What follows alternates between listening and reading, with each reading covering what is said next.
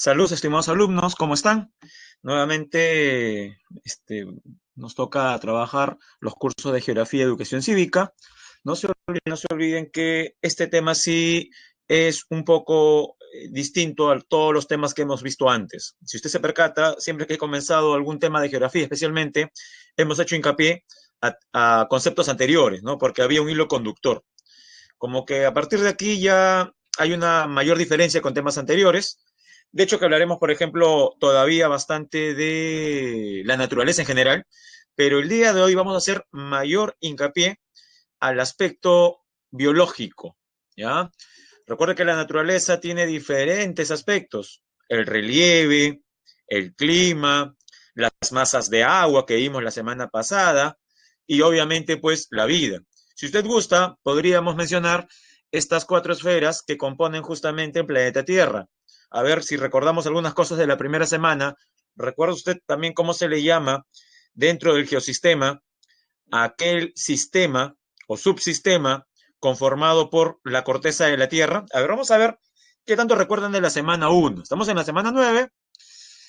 Estamos hablando de información de hace 2 meses, ¿no? De hace 8 semanas. ¿Mm? ¿Recuerdan, jóvenes? Ya, les ayudo. Una de estos subsistemas del geosistema es la capa gaseosa que envuelve al planeta. Eso es fácil. ¿Cómo se llama la capa gaseosa que envuelve al planeta? Sí, jóvenes, ¿ah? Correcto, Renzo. Atmósfera. Muy bien. Ya usted sabe, pues, lo hemos visto en anteriores, la atmósfera a su vez tiene varias capas, ¿no? Las capas que más nos conciernen a nosotros son justamente las dos más bajas. Y de esas dos, la troposfera, porque es la capa donde vivimos. Por encima de esta se ubica la estratosfera, donde está la capa de ozono. Pero recuerde que el clima y el tiempo solamente se dan en la capa más baja, en la troposfera. Muy bien. Pero también hay otro subsistema que está conformado por todas las masas de agua, y lo vimos la semana pasada. Inclusive dijimos que lastimosamente para la humanidad, en cuanto a consumo directo, esa mayor parte de aguas que hay en la Tierra se encuentran saladas, ¿no? O son principalmente saladas. Nos referimos a las aguas oceánicas. Esa se denomina, recuerda, la suma de todas las masas de agua. Nombre, fácil, ¿ah? Tenemos atmósfera y también tenemos, muy bien, Jesse, hidrosfera. En la hidrosfera, el 97% no se puede tomar por parte del ser humano. ¿Por qué? Porque el 97% de las aguas del mundo no se pueden tomar directamente porque son, muy bien, porque son saladas, se encuentran en los océanos. Ya explicamos inclusive al inicio que si bien es cierto hay plantas de desalinización, el proceso es caro, por tanto, eh, las personas tuviesen que pagar pues un precio mayor, ¿no? Por el costo de la tecnología invertida. Muy bien, tenemos entonces ya dos subsistemas, hidrosfera y atmósfera. Mencióname el tercero. ¿Cuál sería el tercero? Tiene que ver con la parte sólida de la Tierra.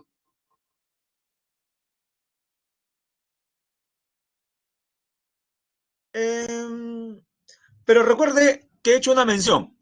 La parte sólida, rocosa de la Tierra, sobre la cual, claro, toda la estructura se llama geósfera, pero para el caso, dado que nosotros no vivimos en el núcleo ni en el manto, básicamente nos referimos dentro de la geósfera a su capa más externa. Esta capa, que está dividida en placas tectónicas, ¿recuerda cómo se llama? Geósfera es también una respuesta interesante, pero dentro de la geósfera hay núcleo, manto, corteza. Muy bien, litosfera. Ahí tenemos tres, ¿ah? Tenemos la litosfera, la hidrosfera, la atmósfera. De esos tres subsistemas ya hemos hablado en semanas anteriores. Hidrosfera la semana pasada. Atmósfera en 2 semanas. Vimos, por ejemplo, el tiempo y el clima, cambio climático, climas del Perú. Y también hablamos de la litosfera y sus formas, el relieve, ¿no? Geodinámica interna, geodinámica externa y relieve peruano. Hoy día vamos a comenzar a hablar de el cuarto subsistema. Profe, ¿cuatro subsistemas? Sí, se puede hablar de un cuarto subsistema, que se parece bastante a lo que mencionó Anthony. La ecosfera. La ecosfera. Sí, pero antes de hablar todavía de ecosfera, vamos a ponerle su nombre más sencillo. Jóvenes, ¿cómo le llamaríamos a la suma de todos los seres vivos?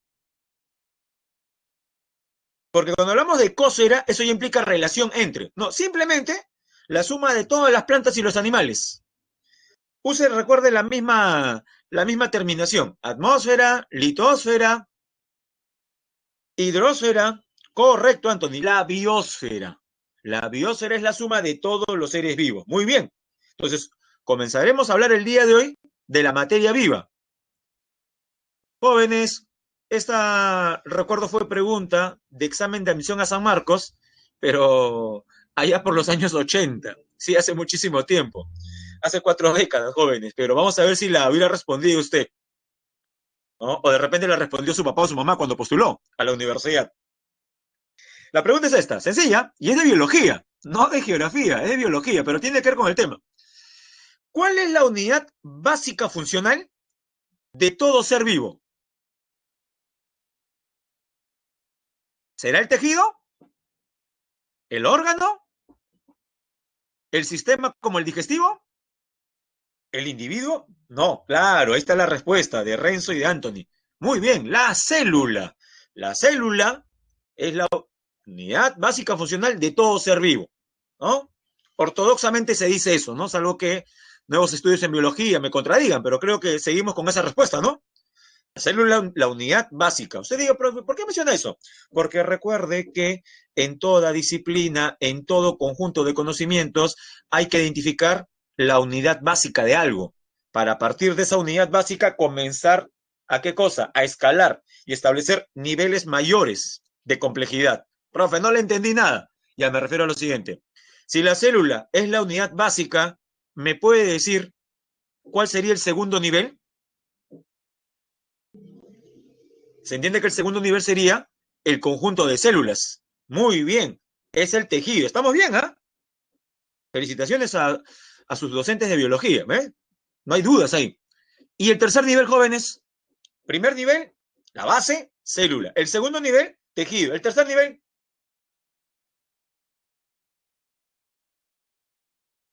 no veo todavía ninguna respuesta. Asumo entonces que es difícil la pregunta. Voy a responderla yo entonces. O sea, hay respuesta. Ah, ya, menos mal, me estaba asustando. Muy bien, Lucía, muy bien, Renzo.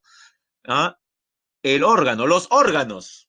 Muy bien, el corazón, profesor, claro, el corazón. Eh, ya, prosiga. ¿Y el cuarto nivel? ¿O ahí termina todo? No, ahí no termina todo. El sistema. Por ejemplo, si el órgano es el estómago, sistema digestivo, ¿no? Si el órgano es el corazón, sistema circulatorio. Eso es sencillo. Sistema. Mire, ya llegamos a una palabra. Sistema. Profe, ¿entonces nos quedamos ahí? No. Porque esos son sistemas internos dentro de un organismo como el del ser humano o de cualquier mamífero. Prosiga, y del sistema pasamos al quinto nivel, al quinto piso, jóvenes. El individuo. Muy bien, el individuo. Y el conjunto de individuos forma una población. O al revés, ¿qué es una población? Un conjunto de individuos, pero de la misma. Vamos a introducir ahí otra palabrita más que usted conoce. Población es un conjunto de individuos, pero de la misma especie. Perfecto. Ya llegamos a la especie, jóvenes. Profe, ¿población es especie? Prácticamente sí. Población, especie. Claro, población es el conjunto de individuos de la misma especie. Por eso digo, la población de vicuñas, la población de orquídeas, la población de manglares, la población de pumas, la población de zorros árticos. ¿Ve? Población, especie. Profesor, pero estos animalitos como lobos, como alces, son parte, son parte de algo más grande, porque un lobo no puede vivir solo, un alce no puede vivir solo.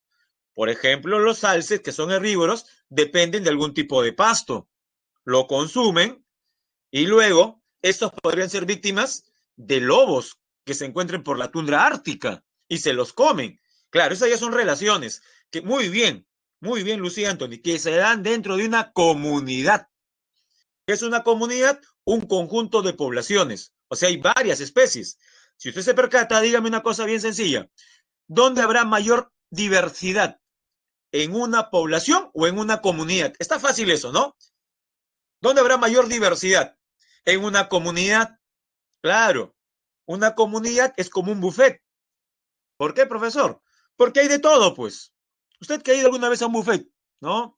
Estos buffets criollo, marino, italiano, chino, donde hay de todo, ¿no? Encuentra chanfainita, ceviche, lasaña y también su infaltable arroz chaufa. Uy, profesor, ¿verdad? En ese buffet hay de todo, hay mayor diversidad. En cambio, usted imagínese un buffet de puras lentejas, ¿no? Va a la primera parte, lenteja, al otro lenteja, lenteja, lenteja. No hay diversidad. Bueno, esa es una clara diferencia entonces entre la población y la comunidad. La comunidad, por su propia definición, es diversa, porque es un conjunto que agrupa diferentes especies, no solamente plantas, no solamente animales, sino combinados, plantas y animales. Muy bien, jóvenes, y ahora sí, llegamos a la respuesta que yo quiero que todas la den sin ningún tipo de dudas. ¿Y cómo se llama la comunidad de comunidades? El ecosistema. ¿Qué es lo que usted puede ver en esta primera diapositiva? Mire, biodiversidad y ecosistemas en el mundo. Luego hablaremos acerca de el desarrollo sostenible y especialmente la Agenda 2030. Profe, 2030. Estamos 2020. Faltan solamente 10 años. Y como toda agenda, usted, por ejemplo, tiene una agenda, al menos como una especie de libro, ¿no? Algunos, casi a fin de año suelen regalar a algunas personas agendas. Hay algunos que le dan buen uso, ¿no? Pregunto, ¿cómo estará su agenda del 2020? Profe, vacía. Se quedó el 15 de marzo. Hasta el 15 de marzo yo anotaba todas mis cositas. Del 15 de marzo en adelante, solamente le he puesto pandemia nada más. Confinamiento, ¿no? Cuarentena, COVID. Bueno, sí, pues, porque profe casi todos los días, especialmente las primeras semanas, hacía lo mismo, ¿no? Me levantaba tarde, seguía, dormía, me levantaba, dormía, dormía. Ahora ya no, profesor, porque desde julio ya comenzaron mis clases aquí en Siempre San Marcos, pero antes del 1 de julio, mi agenda no estaba recargada. Ya. ¿Qué es una agenda, jóvenes? ¿Es solamente un libro de anotaciones? Mira, profe, sí. En una agenda yo noto diferentes cosas. Ya, cosas que yo pretendo hacer, planificar, elaborar, me proyecto hacia el futuro. Bueno, jóvenes, ya se imaginará qué cosa es la Agenda 2030 entonces. Es un plan de acción con miras al 2030, donde se establecen objetivos.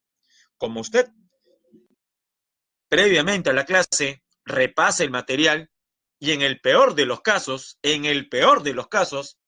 revisa al menos títulos y subtítulos, está en condiciones de decirme qué significan estas siglas. A ver, los que sepan qué significan esas siglas pueden ir escribiendo. A ver, escriban, jóvenes.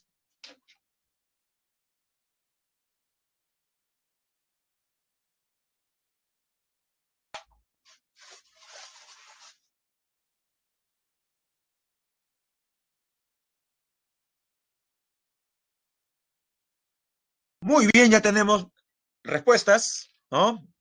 De Diego y de Anthony. De repente alguna señorita se anima.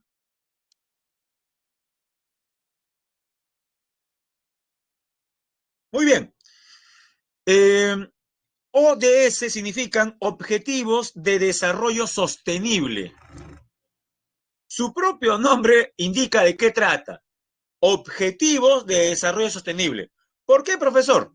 Como veremos en la última parte de geografía, lo que sucede es que primero aparece el concepto de desarrollo sostenible, de qué trata, qué es lo que se busca. Pero luego uno se da cuenta de que la definición no es que sea vaga para nada, pero esa definición podría ser interpretada de varias maneras. Y entonces para que no sea interpretada, inclusive de manera incompleta, es que se hacen mayores especificaciones y se dice, ya, todos queremos lograr el desarrollo sostenible. La pregunta es, ¿cómo? ¿Ya? Como cuando escuchas todo un candidato que dice, si ustedes votan por mí, voy a luchar contra la pobreza.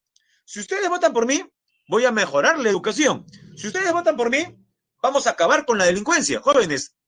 Cualquiera puede decir eso. Cualquiera puede decir eso, es muy sencillo. En un debate, en una entrevista acuciosa por parte de un periodista, ¿no? Pero periodista de verdad, con letras mayúsculas, es ahí donde se podría desarmar todo lo que esa persona esté diciendo por los medios. Porque se le hace una pregunta bien sencilla. A ver, ¿cuál será? Si usted fuera periodista, jóvenes, ¿ah?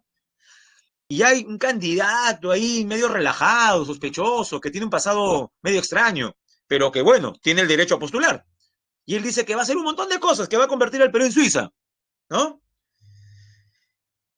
¿Qué le ¿Con qué iniciaría la pregunta que podría desbaratar, si es que él realmente no tiene ningún plan, todo lo que está diciendo? Una palabrita con la cual comenzaría un interrogante, que es la que usted siempre tiene que hacer. Claro, Mariel, esa es la palabrita con la cual hay que comenzar, ¿no? ¿Cómo lo va a hacer? ¿No? Profe, ¿solamente cómo? Bueno, también puede utilizar palabras similares, ¿no? ¿No? ¿Qué acciones piensa realizar? Pero esa palabra es cómo, es fundamental. ¿Cómo lo va a hacer? ¿Se da cuenta? Y en ese cómo hay un proceso que involucra objetivos y, como por ahí también leía Diego, metas. Profe, ¿no es lo mismo? En el lenguaje general, objetivo, meta es prácticamente lo mismo. Se puede usar como sinónimo si no pasa nada, pero en el tema de desarrollo sostenible no es lo mismo. La meta es todavía más específica, jóvenes. La meta es más específica. O sea, el desarrollo sostenible presenta sus objetivos y los objetivos tienen a su vez metas. A ver, los que han estado leyendo y han subrayado. Primero, ¿cuántos objetivos de desarrollo sostenible existen? Les ayudo, no son más de 20. De repente coincide con la edad que tienen, jóvenes, que no tiene nada que ver, pero de repente le ayuda. ¿Cuántos son los objetivos de desarrollo sostenible? Eso sí tiene, muy bien, Lucía, 17, como la edad de varios aquí. Por tanto, son niños. 17. Ah, profesor. Entonces, profesor, ¿las metas serán también 17? No, porque cada objetivo tiene varias metas. Más o menos, ¿cuántas? Algunas tienen 7, 8, 9, 10, 11, dependiendo. Ah, ya. Pero más o menos sacamos un promedio y cada objetivo tiene 10 metas. Profe, ¿cómo sería que un objetivo tenga 10 metas? O sea, son como objetivos del objetivo. Son cosas más específicas todavía. Por ejemplo, un objetivo es luchar contra la pobreza. Ese es un objetivo. Ya, muy bien, para alcanzar el desarrollo sostenible. Pero ese objetivo llamado luchar contra la pobreza u otro llamado hambre cero, a la vez tiene sus metas. ¿Cómo se va a realizar ese objetivo? Se ve de la siguiente manera. Muy bien, Diego. ¿No? Bueno, usted dijo que eran más o menos 10. Claro, si usted multiplica 17 por 10, ¿cuánto nos da? 170. Ya, es uno menos. Como ha escrito Diego, son 169 metas. Yo sé que esta parte parece memorística y uno dirá, profesor, tengo que aprender exactamente el número. No le van a preguntar, jamás va a haber una pregunta que le diga, las metas de los objetivos de desarrollo sostenible son, clave A, 168, clave B, 169, clave C, 170. No, no va a venir así. Pero es bueno que usted sepa que es más o menos esa cantidad de metas que derivan de 17 objetivos. ¿Objetivos de qué, jóvenes? ¿Objetivos de qué? Porque ese es el concepto fundamental. No se olvide, lo escribo mejor, ¿ya? Objetivos de...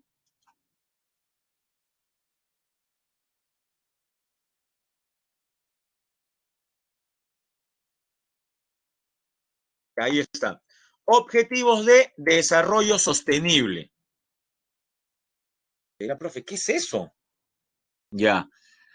Eh, Hasta buena parte del siglo XX, este es un concepto nacido en el siglo XX, pero la mayor parte del siglo XX se ha priorizado por parte de las naciones, por parte de los estados, por parte de los políticos que dirigen, ¿no? los países, las instituciones, un tipo de desarrollo, que también lo voy a escribir.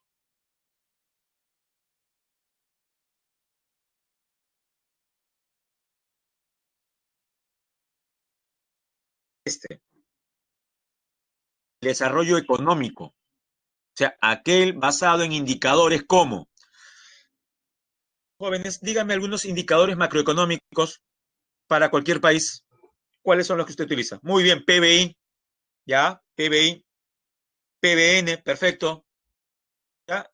Todos los que sean productos los dejamos ahí. Suficiente con eso. PBI y PBN, ya. Pero aparte de los productos, eh, muy bien, Renzo está bien informado. Pero el IDH, recuerde, lo veremos en el tema de demografía, ¿no? Pero ya que se mencionó, no puedo dejarlo así nada más y decir que eso no es. Bueno, en realidad no debería estar. ¿Por qué? Porque mi pregunta fue, ¿cuáles son indicadores macroeconómicos? O sea, netamente económicos. Profe, ¿qué? ¿El IDH no toma en cuenta la economía? Sí. Por ejemplo, el IDH para hacer sus análisis, sus estudios, pues, el IDH es un indicador en sí mismo. Usa el PBI, digo, el PBI, pero por persona, el PBI per cápita. Usted dirá, profesor, entonces, si es PBI per cápita, el IDH sí es un indicador macroeconómico, entonces, profesor. Ya, pero justamente por eso es que dice índice de desarrollo humano, porque lo humano no solamente es lo económico, también abarca lo educativo y lo social, la salud. El IDH, no se olvide, es PBI per cápita más tasa de alfabetismo, más tasa de escolaridad y más esperanza de vida. Como todavía no quiero atormentarlo con más datos, solamente diremos entonces que el IDH es la suma de la economía, la salud y la educación. Y la salud y educación, usted se percata, son más de carácter social que económico. Por eso es que el IDH no sería un indicador puramente económico, ¿no? Pero es interesante porque nos ha dado pie a hablar sobre esto. Entonces, cuando ya lleguemos al tema de IDH, creo que esto va a estar más claro, ¿no? Más recordaremos lo que escribió Renzo, ¿no? Nos ha ayudado bastante. Bien, muy bien, Anthony. Libertad económica también es importante. Hay un indicador de libertad económica, un coeficiente de libertad económica, ¿no? IPC, PIB per cápita que ya escribí. Claro, Diego Alonso dice, profesor, el ingreso per cápita, correcto, ¿no? El ingreso per cápita, la renta per cápita, muy bien. Y podemos seguir. Es más, jóvenes, yo les digo una cosa. Cuando yo tenía, pues, mis escasos 6, 7 añitos, 8 añitos, ah, quedaba yo embelesado revisando cuando podía la enciclopedia, el diccionario enciclopédico que me había comprado mi señor padre. Había invertido buena cantidad de su dinero. En esos tiempos las enciclopedias costaban mucho más de lo que la puede costar. Claro, porque solamente uno podía adquirir una enciclopedia en versión impresa. Ahora usted, jóvenes, tiene Wikipedia gratuito, puede descargar archivos en PDF, ¿no? Es más, alguien diría, profe, ¿ya quién compra libros de verdad? Si todo está en PDF. Eso de repente podría haber abaratado los costos de los libros impresos. Pero bueno, en los años 80, jóvenes, ¿ya? Quien habla tenía que eh, ver solamente libros impresos. Y recuerdo una editorial, un diccionario enciclopédico de título Salvat 1, de la editorial Salvat. Este diccionario, como enciclopédico que era, tenía la particularidad de, a diferencia del DRAE, del diccionario de la Real Academia, no tener solamente palabras y definiciones sencillas, sino que también cuando usted coloca, podía encontrar ahí nombres propios. Usted colocaba, por ejemplo, Perú y salía datos sobre el Perú, breves, obviamente. Y había una ficha para cada país. La primera parte de la ficha es como la que usted encuentra en un almanaque mundial. Te mencionan datos políticos y datos económicos. Y a mí me daba la curiosidad siempre de comparar países, ¿no? Miraba el Perú, su PIB per cápita, y yo veía, su tanta plata, pero luego decía, pero tendría que compararlo con otro país para ver qué tal estamos. Y comparaba, por ejemplo, a veces con Haití. Y sí, pues comparar nuestro PIB per cápita con Haití nos hace quedar muy bien. Pero luego la comparaba con Canadá o con Australia. Y ya se imagina pues la depresión que a uno le entraba. la gran diferencia que tenía, ¿no?, la renta de Australia con la renta del Perú. Bueno, le diré, siempre se creyó que solamente mirando indicadores económicos se podía hablar de desarrollo. Es más, hablar de desarrollo antes era hablar de desarrollo económico. Era prácticamente pues una redundancia decir desarrollo económico, porque se asumía que el único desarrollo es ese. Pero jóvenes, si un modelo se basa solamente en la economía, entonces, ¿qué va a primar? La depredación de los recursos naturales. Con tal de llegar a cubrir las metas, los objetivos de los políticos, ¿correcto? Se podría correr el riesgo de contaminar, depredar, exterminar la naturaleza, con tal de conseguir materias primas. Y sí, es verdad. Si usted depreda, por ejemplo, la selva amazónica, consigue la madera, extrae oro, muy bien. Nuestros indicadores económicos van a mejorar. Aumentará la producción, aumentará la renta per cápita, todo muy bien. Pero jóvenes, todo regresa como un boomerang. ¿Por qué? Porque esa naturaleza que nos provee de materias primas, ¿correcto?, se está agotando. Y en el futuro, ya no va a tener las mismas características. Dicho de otra manera, jóvenes, algo más sencillo todavía. ¿Qué pasaría si depredamos la anchoveta del mar peruano a un ritmo mayor que su reproducción? La anchoveta se reproduce, tiene un ciclo.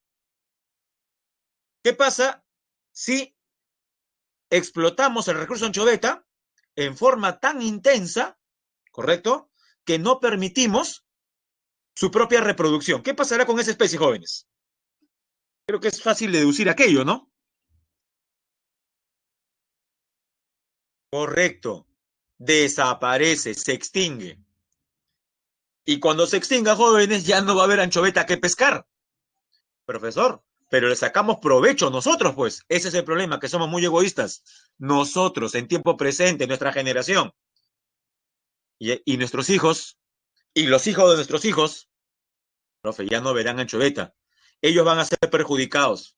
Entonces, ¿qué es lo que se busca? Un desarrollo que no piense solamente en el presente. Profe, entonces, ¿qué tipo de desarrollo? Un desarrollo, ¿correcto?, que satisfaga las necesidades del presente, pensando en que las futuras generaciones también tengan los medios para aprovechar los recursos naturales. Dicho de otra manera, ¿no? Aprovechar los recursos naturales de manera racional. Profe, ¿y cómo es de manera racional? O sea, que el recurso no desaparezca, como usted menciona, no se extinga. Profe, si no se extingue, entonces, ¿qué buscamos? Que se sostenga en el tiempo, que el recurso se sostenga en el tiempo, para que las futuras generaciones también lo puedan aprovechar. Jóvenes, está sencillo. ¿Cómo se llama ese desarrollo? Preferiría que lo escriba, jóvenes. Si lo escribe, nunca se va a olvidar. ¿Cómo se llama ese desarrollo que piensa en las futuras generaciones? Muy bien. No se olvide, se llama desarrollo sostenible, en contraposición al desarrollo netamente económico. Esa es la gran diferencia, jóvenes. De eso trata el desarrollo sostenible. Bueno, ya creo que cuando lleguemos al desarrollo sostenible va a estar sencillo. Vamos a nuestra primera diapositiva con contenido, jóvenes. Profe, acá dice biomas, ¿qué pasó? Ya sucede lo siguiente, jóvenes, hasta su macetero, hasta su jardín, hasta una chacra abandonada, es un ecosistema. ¿Sí? Hay ecosistemas pequeños, medianos y grandes. Son ecosistemas. Pero aquellos ecosistemas o conjunto de ecosistemas que abarquen grandes territorios del planeta y tengan características comunes en flora, fauna, recurso hídrico, clima, tipo de suelo, profe, ¿cómo? Ya. O sea, que tengan similitudes florísticas, faunísticas, hidrológicas, climatológicas y edáficas. Creo que las cuatro primeras son sencillas. Florística, flora, vegetación. Faunísticas, fauna, conjunto de animales propios de un lugar. Climatológicas, clima. condiciones que presenta la atmósfera por periodos largos. Hidrológicas, reservas de agua. Pero la última palabra, ¿recuerda a qué se refiere? Lo escribo. Condiciones edáficas o edafológicas. ¿A qué se refiere, jóvenes? Edáficas o edafológicas. Muy bien. Al tipo de suelo. Claro, porque el suelo es influenciado por el clima. Si el clima es desértico, el suelo será árido. Si el clima presenta como característica ser tropical lluvioso, el suelo será muy húmedo y tendrá mucho humus, mucha materia orgánica, como en la selva, ¿ve? El suelo no es otra cosa sino que el reflejo del tipo de clima. Solo depende del clima. Bueno, ¿qué no depende del clima? También la flora y la fauna. La flora, la fauna, el suelo, hasta ciertas características del relieve.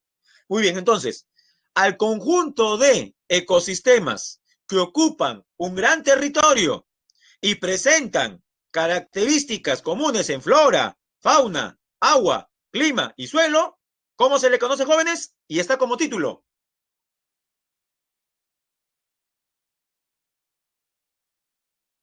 Muy bien, se le conoce como biomas.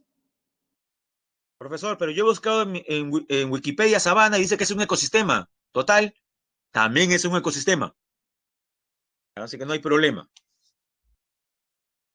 Pero si usted quiere ser más riguroso, en realidad sería un bioma. Como que usted diga, ¿no?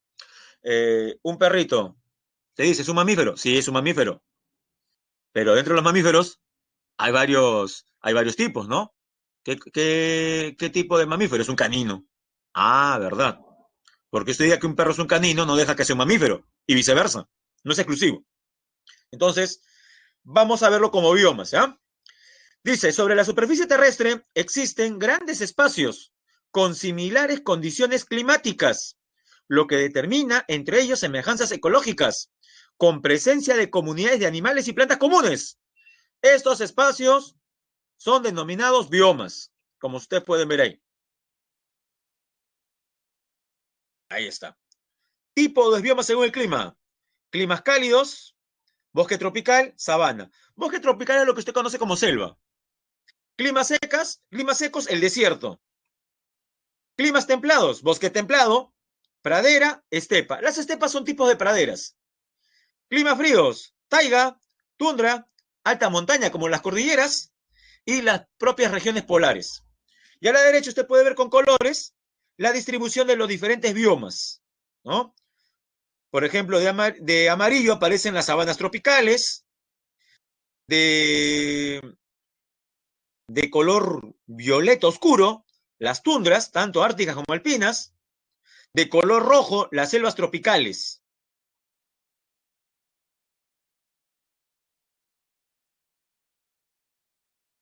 ¿Mm?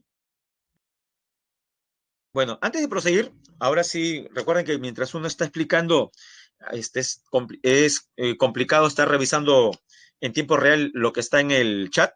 Acá veo, eh, bueno, sí contestamos la pregunta de Diego, si el ingreso per cápita también tiene que ver, por supuesto, el ingreso per cápita con el desarrollo económico, no es un indicador macroeconómico. Sí. Y una pregunta de Carla. Profe, ¿qué es lo que ve el desarrollo sostenible? Creo que la pregunta se hizo antes de la explicación, entonces ya lo dijimos después, pero lo vuelvo a repetir. El desarrollo sostenible es un concepto aparecido en la última parte del siglo XX que trata justamente de diferenciarse del desarrollo basado solamente en la economía. ¿Por qué? Porque el desarrollo sostenible es más holístico, abarca, integra más cosas. Ah, verdad. Y buena la pregunta de Carla. Por favor, no vaya a ser que alguien aquí haya pensado lo siguiente, ¿ah? Que en el desarrollo sostenible no se tiene en cuenta lo económico. No, no, no. El desarrollo sostenible, entiéndalo como aquel desarrollo que involucra lo económico, lo ambiental y lo social. O sea, son tres desarrollos a la vez. O si gusta, el desarrollo sostenible es la intersección del desarrollo económico, del desarrollo social y del desarrollo ambiental, o sea, del estado de la naturaleza. Que esas tres esferas se encuentren bien, que esté bien la economía, que esté bien la sociedad y que esté bien la naturaleza. Si logramos que esas tres esferas les vayas en forma saludable, hemos logrado el desarrollo sostenible. Eso es muy difícil, jóvenes, ¿ah? Porque recuerde que entre esas tres esferas, la naturaleza, lo social, profe, ¿qué es social? Salud, educación, por ejemplo, ¿no? Condiciones de vida, salud, educación. Y lo económico, la mayor parte de los estados y las empresas jóvenes que privilegian, lastimosamente. ¿Cuál de las tres esferas es la más privilegiada por diferentes estados y empresas? Lo ideal sería que la mayoría, no tenga problemas en decir que es la intersección de los tres, ¿no? El bienestar de los tres. Pero no, han privilegiado lo económico. Y por haber privilegiado lo económico, es que estamos como estamos, pues jóvenes, ¿no? El cambio climático, ¿el resultado de qué? Profe, usted dijo, de la emisión de gases de efecto invernadero. Correcto. ¿Y qué tipo de actividades humanas son las que emiten mayor cantidad de gases de efecto invernadero? Las actividades industriales, jóvenes. La industria principalmente. Y la industria tiene que ver con economía, ¿ve? Ese es el problema. Ahora bien, en defensa, ¿ya? De las mentes, las luminarias del siglo XVIII, XIX y parte del XX, ¿no? Que privilegiaron el desarrollo industrial, habría que decir que en esos tiempos se pensaba que la Tierra era infinita y que nunca se iba a gastar y que si se contaminaba, estos contaminantes solitos se iban a disipar o como se dice ahora, no se iban a degradar, a biodegradar. O sea, la Tierra es tan sabia que solita se aplica a su propia vacuna ante la contaminación. Bueno, jóvenes, siempre creímos eso, pues, que la Tierra aguantaba todo y nos hemos dado con prácticamente, pues, la sorpresa ingrata de que la Tierra tiene una cierta tolerancia y hemos sobrepasado ese nivel y ahora estamos pagando las consecuencias. Todavía no es tarde, jóvenes, ¿eh? Vamos a ver si es que podemos revertir el proceso del efecto invernadero antropogénico, ¿no? O al menos mitigar, ya, si no se puede revertir, mitigar sus consecuencias. De eso trata la Agenda 2030, jóvenes. Bien, ahora sí, jóvenes, iniciamos nuestro periplo por los 7 biomas más importantes del planeta. Bien, el primer bioma es el de mayor biodiversidad. Coincide con zonas de baja latitud. Mire el mapa. Las zonas pintadas de verde son las zonas donde encontramos bosque tropical. En la parte inferior del mapa está el típico paisaje del bosque tropical. Árboles de 30, 40, 50, 60 metros de altura, ¿no? Si uno estuviese volando con avioneta, vería, por ejemplo, un tapiz verde, un tapiz verde.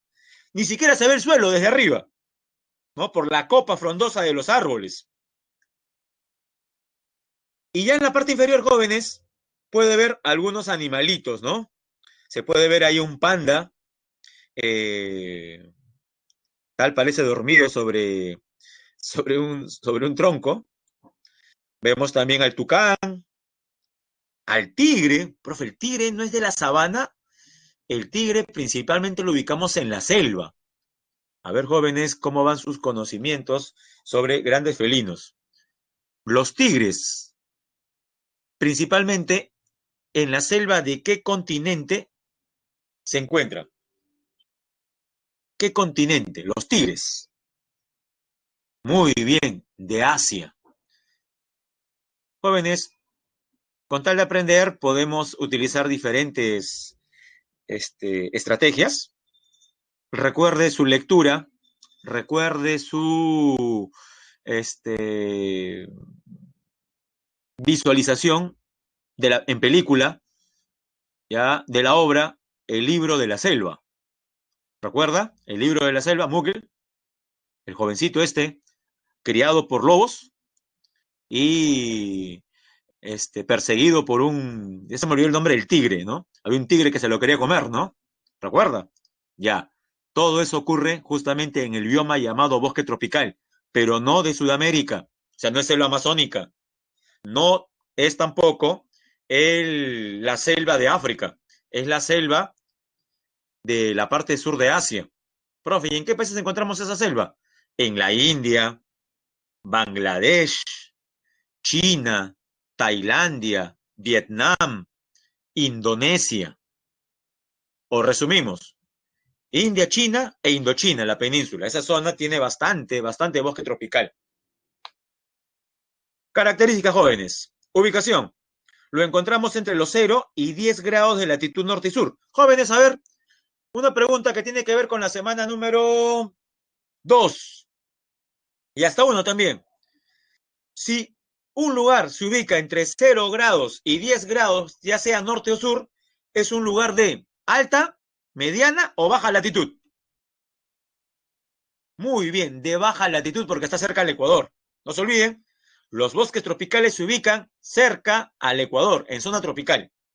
Ahora, usted que tiene vista de halcón, jóvenes, ¿me puede decir cuál de esos tres continentes, América, África o Asia, tiene mayor bosque tropical?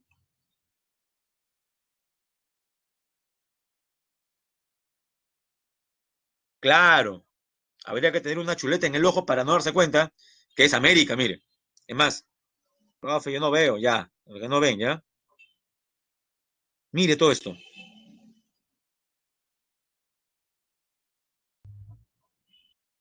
Jóvenes, y entre la selva que hay en América Central y la selva que hay en Sudamérica, ¿dónde hay más? ¿En qué parte de América hay más selva? ¿Centro o sur? Sur. ¿Tiene nombre propio esa selva? ¿Que abarca Perú, Brasil, Bolivia, Colombia? Sí, ¿por qué? Porque es el lugar de mayor biodiversidad del planeta.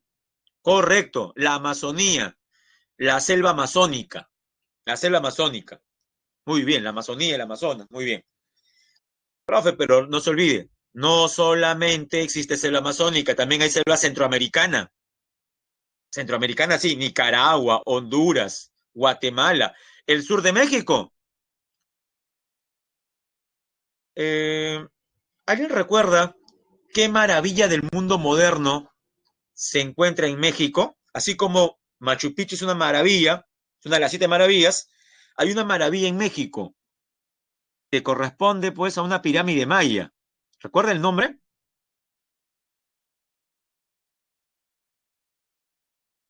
Uy, profe, está en maya, suena medio raro, sí, ¿no? Pero sí saben escribir, ahí está, ¿ve? Chichen Itza. Usted que ha visto un montón de fotos de Chichen Itza, ¿qué destaca del paisaje? ¿Solamente la pirámide?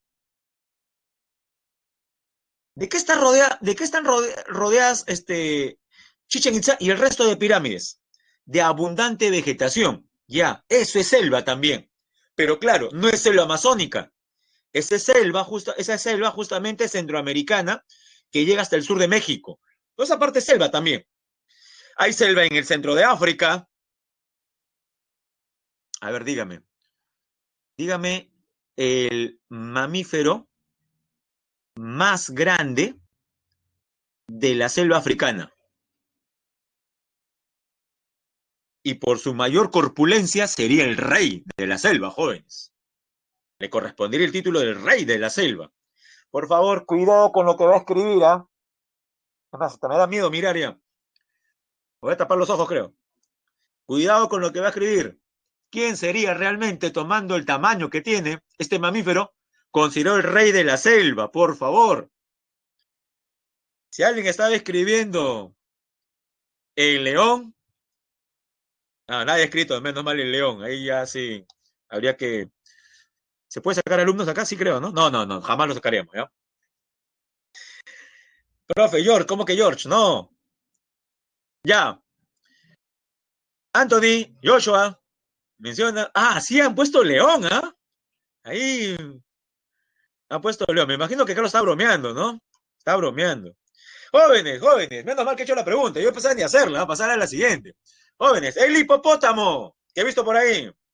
El elefante y el león no son de la selva. No son propios de la selva. No, profesor, por supuesto que no. Usted ha visto N documentales de Animal Planet, de National Geographic, de Discovery Channel. Muy bien, ¿ves? José y Diego se han dado cuenta.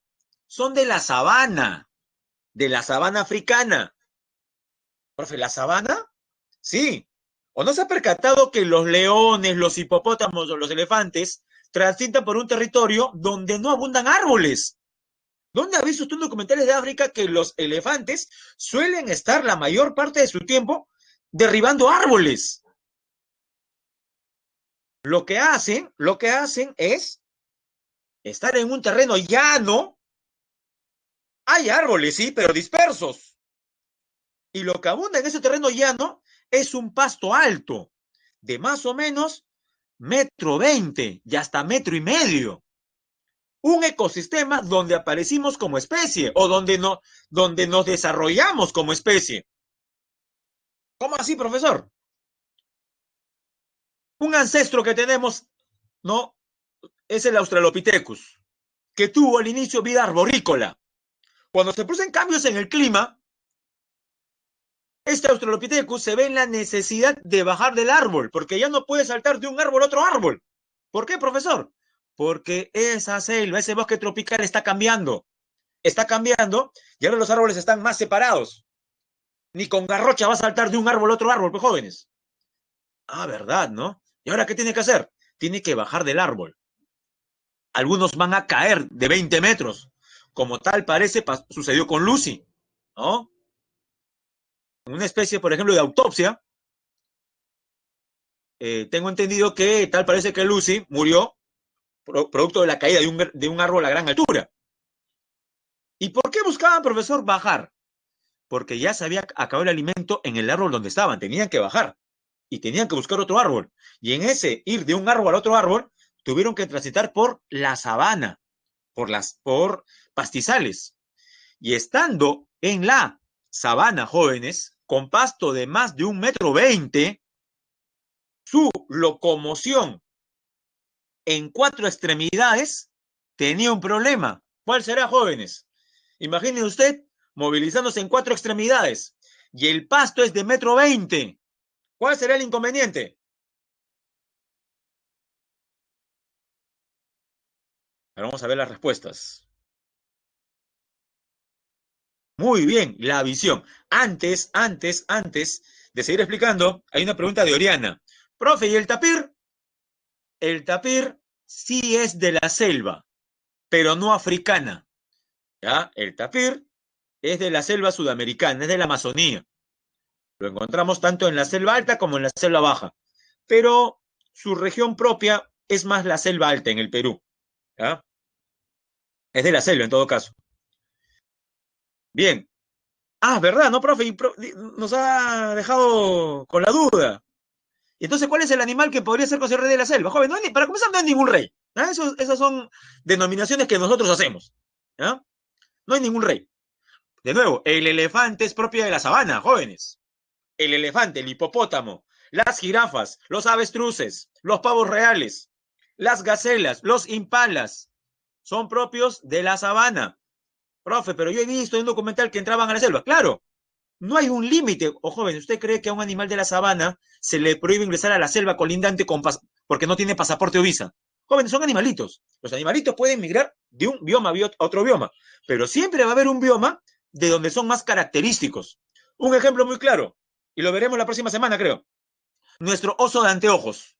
Nuestro oso de anteojos, jóvenes, lo encuentra por lo menos de 11 ecorregiones en 5 ecorregiones. Es un tránsfuga, va de un lugar a otro. O sea, es muy dúctil, se adapta muy bien a diferentes ecosistemas. Eso es otro aspecto que debe tomar en cuenta, porque para la clase alguien puede decir, profesor, yo pensaba que los animalitos que vamos a ver son solamente de un bioma. No, jóvenes.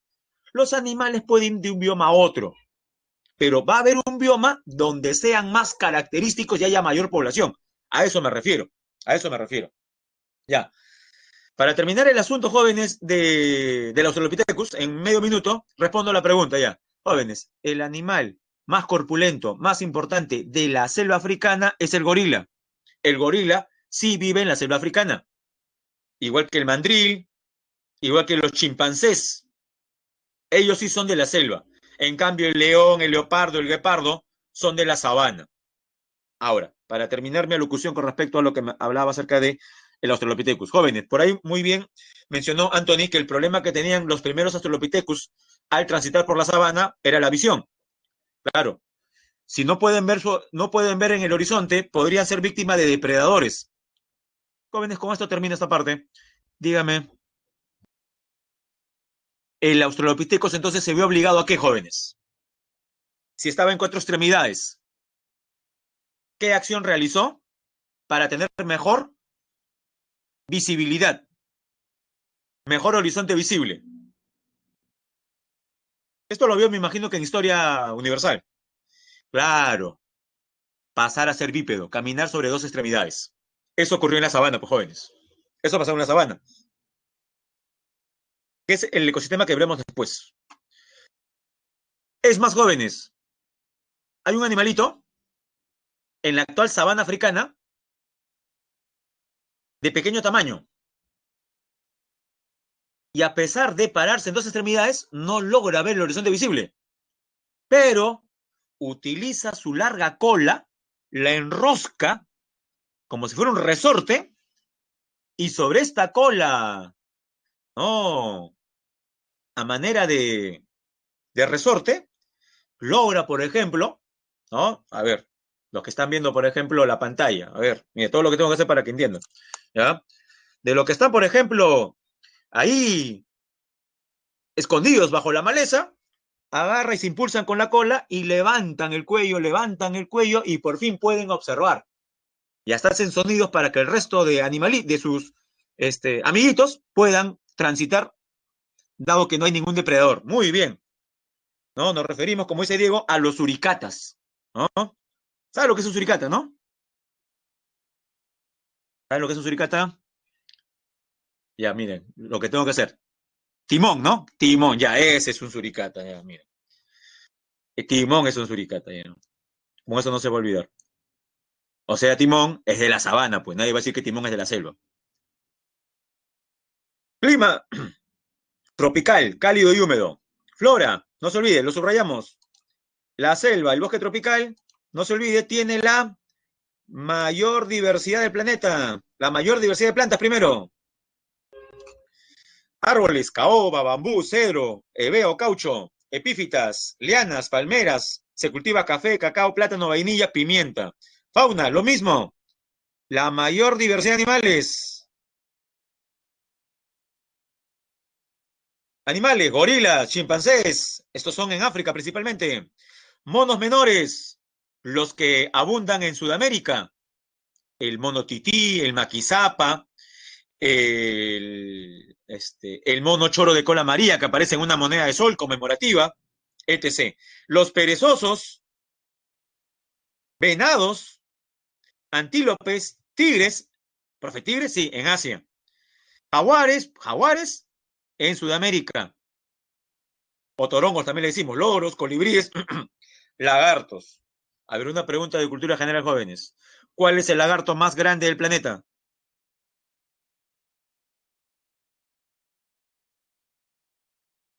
No diga su tío, ¿ah? Por favor, con respetos. El lagarto más, porque si digo, el lagarto más grande que usted conoce, sí, pues, ¿no?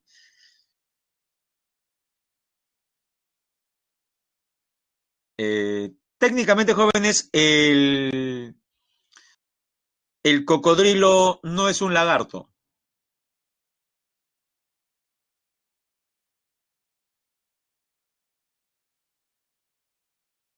Ya no se olvide, el lagarto más grande del mundo habita en el sudeste de Asia.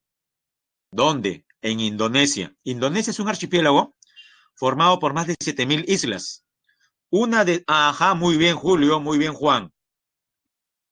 Ahorita lo dice, profe, una iguana. Ya esta es como una iguana gigantesca, pero venenosa. Aplica guerra bacteriológica. No se ha visto imágenes del dragón de Komodo. Ese es el lagarto más grande del planeta, el dragón de Komodo. Se llama Komodo porque habita en una isla de Indonesia llamada así. Y obviamente no es dragón, ¿no? Pero es el nombre que le han dado por su apariencia, dragón de Komodo. Y cuando digo que aplica guerra bacteriológica, si ha visto los documentales, lo que hace es morder a alguna vaca, algún rumiante, y enfermarlo, ¿no? Enfermarlo. A sabiendas que el animal va justamente a ser víctima de las enfermedades transmitidas, luego lo que es el dragón de Komodo, como es una isla, regresar al lugar de origen, luego de 2 días, y encontrar a la vaca muerta y comérsela. Un carroñero, en otras palabras. Acción del hombre en la selva. Destrucción del hábitat con fines principalmente agrícolas. Eso lo explicamos la otra vez. Jóvenes, la mayor causa de la deforestación es que existen personas que queman el bosque para aumentar la frontera agrícola, para sembrar varias cosas. La contaminación del agua por la minería y la extracción petrolera y la actividad forestal comercial. Bien, jóvenes, pasamos al segundo bioma que va a ser más sencillo. ¿Por qué? Porque ya hemos hablado bastante. Ubicación. Subrayamos entre 15 y 25 grados latitud norte y sur. O sea, también es zona de baja latitud, jóvenes, ¿ah? Se ubica cerca de los trópicos. También es zona de baja latitud. ¿Dónde lo encontramos? África, Sudamérica, India y Australia. Australia sí, en Australia están los canguros, por ejemplo. Clima tropical, pero a diferencia del bosque tropical de la selva, en la sabana existen dos periodos bien marcados. Un periodo donde llueve bastante, llueve muchísimo, y otro periodo de sequía. Si no recuerden, jóvenes, pero vamos a ver si recuerdo. Creo que sí va a recordar esto. Usted me imagino que vio el Rey León, ¿sí o no? Ya está. ¿Recuerda usted en qué situación muere el papá de Simba? Aunque no lo crea, eso le va a ayudar a entender lo que estoy diciendo.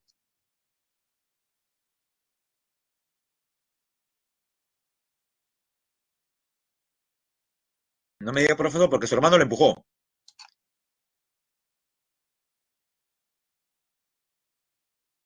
Si bien es cierto su hermano, no propicia que se caiga, luego la caída no muere, ¿no? Muy bien. En realidad muere por la estampida de búfalos.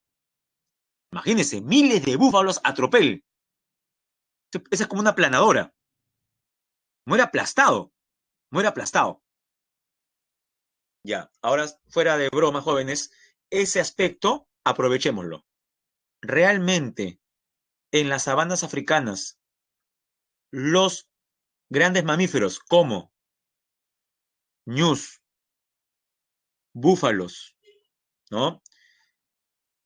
Gacelas y otros animales en general hacen esos desplazamientos, realmente corren a gran velocidad en el continente africano, ¿sí o no? ¿O eso es una recreación de la película nada más para hacerlo más, más interesante? ¿Realmente existe eso? Responda sí o no nada más. Por supuesto que existen. La pregunta es, profesor, ¿y por qué corren? ¿Saben por qué corren? Están migrando, se están desplazando. ¿Por qué, profesor? Porque en el lugar donde estaban y existía agua, ahora ha llegado la sequía. Esa gran laguna de donde tomaban agua se ha secado, ya no existe. Entonces tienen que desplazarse a otros lugares para buscar nuevas fuentes de agua. Esos desplazamientos se dan. Eso es propio de la sabana, jóvenes. Periodo de lluvia, periodo de sequía. Claro está, muy bien, Diego. Claro está que hay algunos que se han adaptado de tal manera a estas condiciones que, sumado a que no pueden hacer esos desplazamientos, usted no va a ver pues una estampida de cocodrilos con esas patitas que tienen los cocodrilos, no pueden hacer estampidas. Los cocodrilos se han adaptado a poca agua y debajo del barro mimetizados esperan que algunas gacelas, jirafas o cebritas que hayan sido abandonadas por el resto de la manada se acercan a la fuente de agua, ¿no? Y usted ha visto, pues, ¿no? De las profundidades del charco, ¿no? Atrapan a la cebra y se la comen, pues. Eso es propio de la sabana. Miren, ahí está la sabana, la jirafa, el hipopótamo, los leones, los elefantes, búfalos, y si no me equivoco, cebras, ¿no? Cebras. Flora, predominan las hierbas. Dato importante, predominan las hierbas. No se olvide, en clima, estación seca y otra muy lluviosa. Los árboles son dispersos. Ay, no se olviden, las gramíneas o pastos alcanzan hasta 3 metros de altura. Fauna, grandes mamíferos herbívoros y carnívoros. En África, leones, leopardos, elefantes, cebras, hipopótamos, jirafas. En Australia, canguros y aves como el emú. El emú es una especie de avestruz australiana. En América del Sur, el carpincho ronzoco, que es el roedor más grande del mundo. El oso hormiguero, venados y tucanes.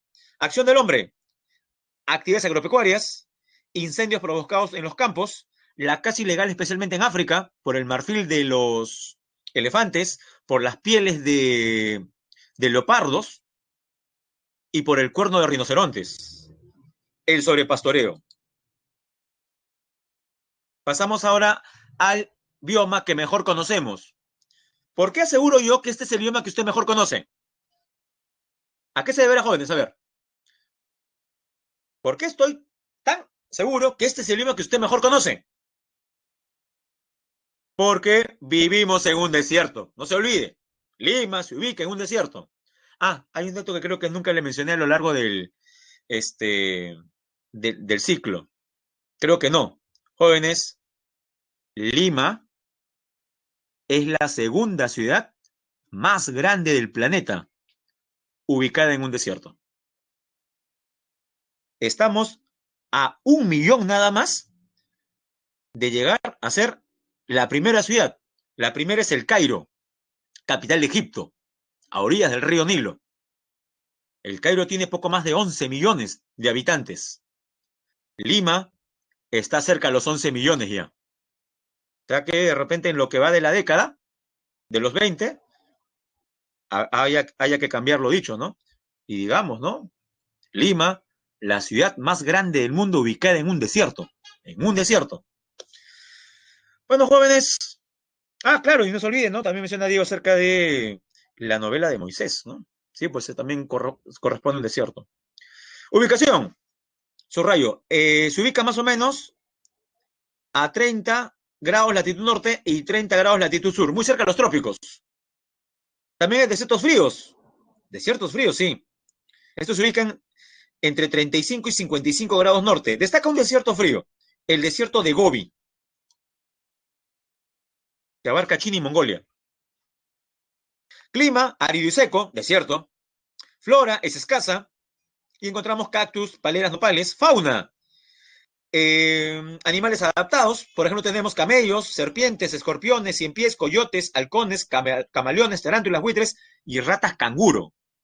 Acción del hombre, difícil de colonizar.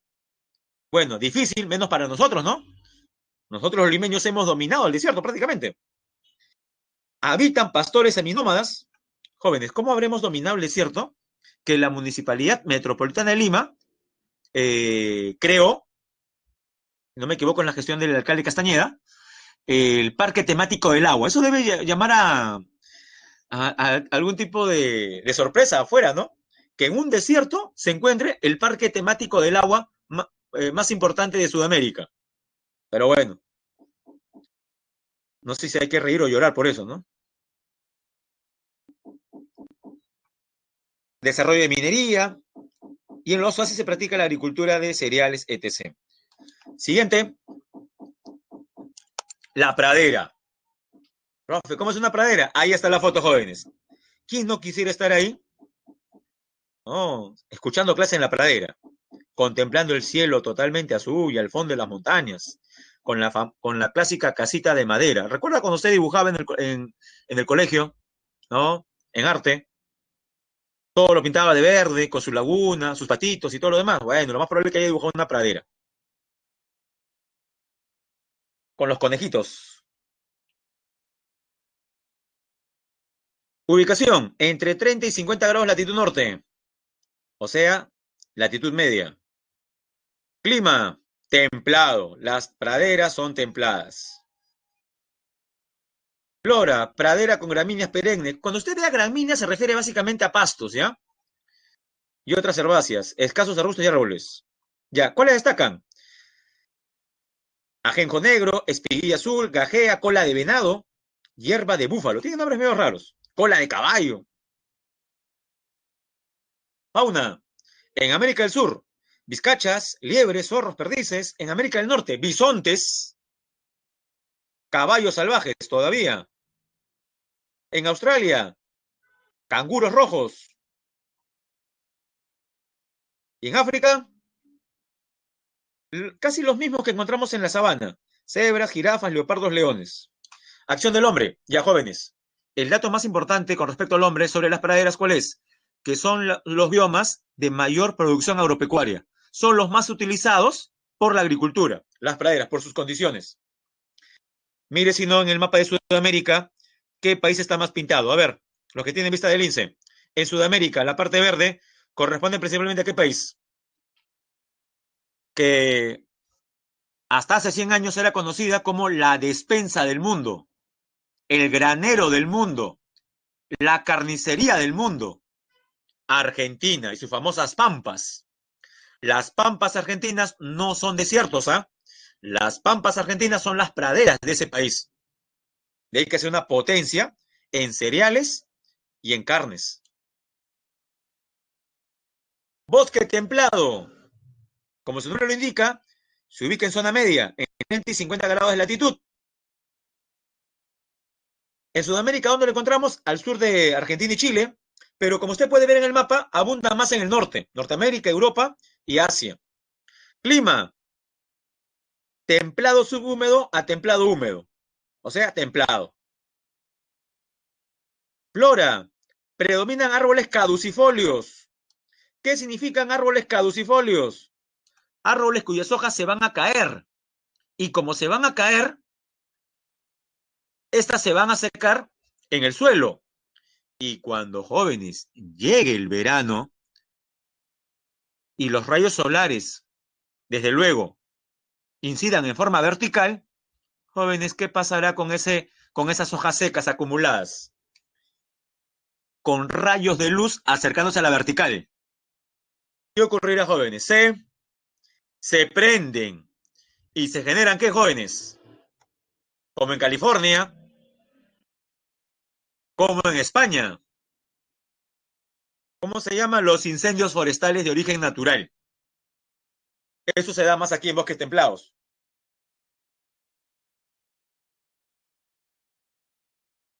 Bien, no se olvide. Árboles caducifolios, robles, hayas, arces, nogales, fresnos, castaños.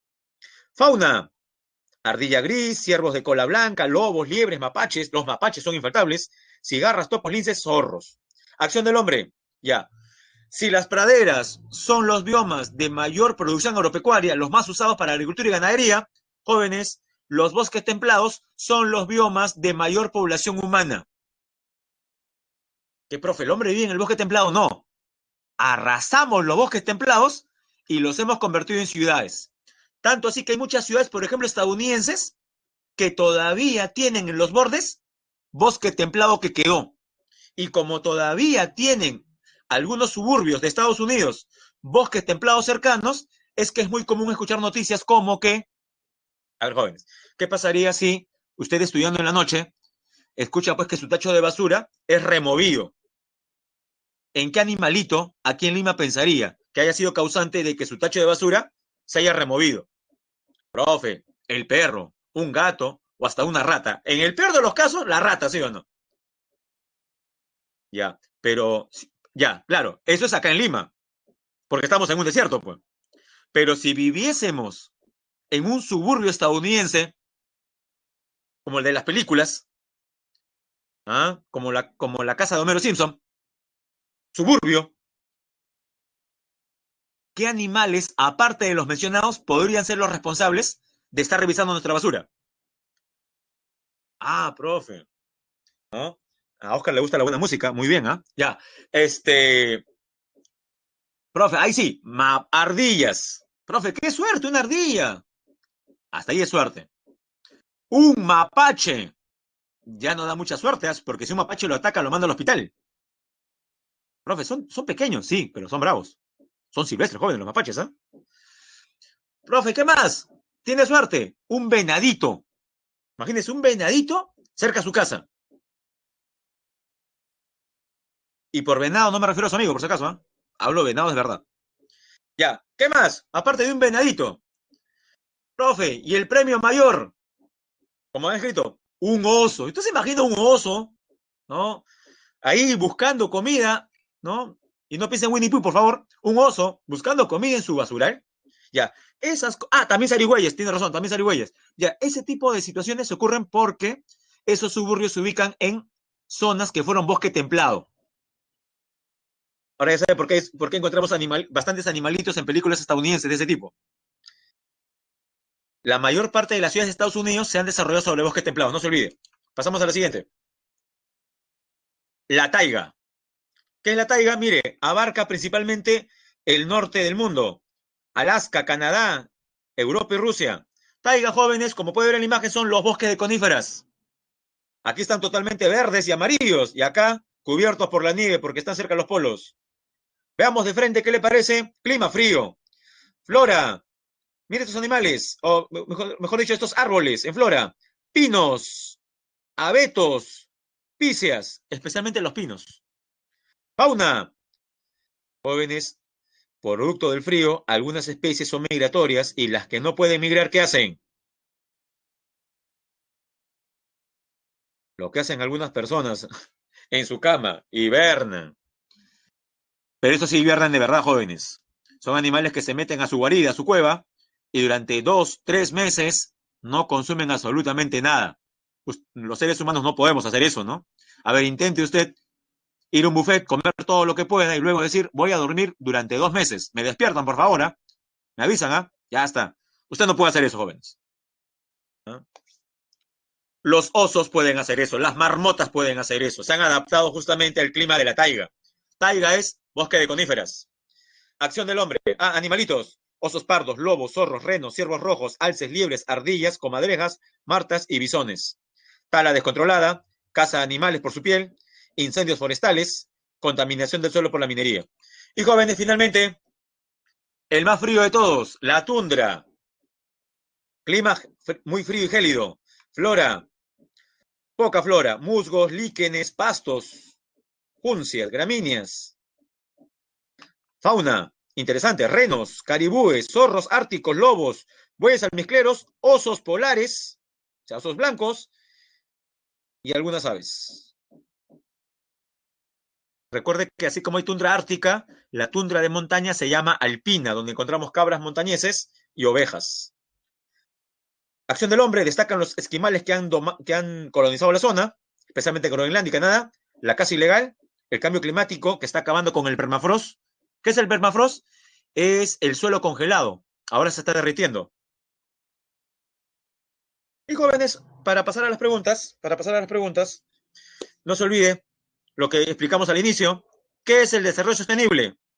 Es utilizado por primera vez por la Comisión Mundial sobre el Medio Ambiente. O sea, el nacimiento de este concepto, de este término, se da en 1987.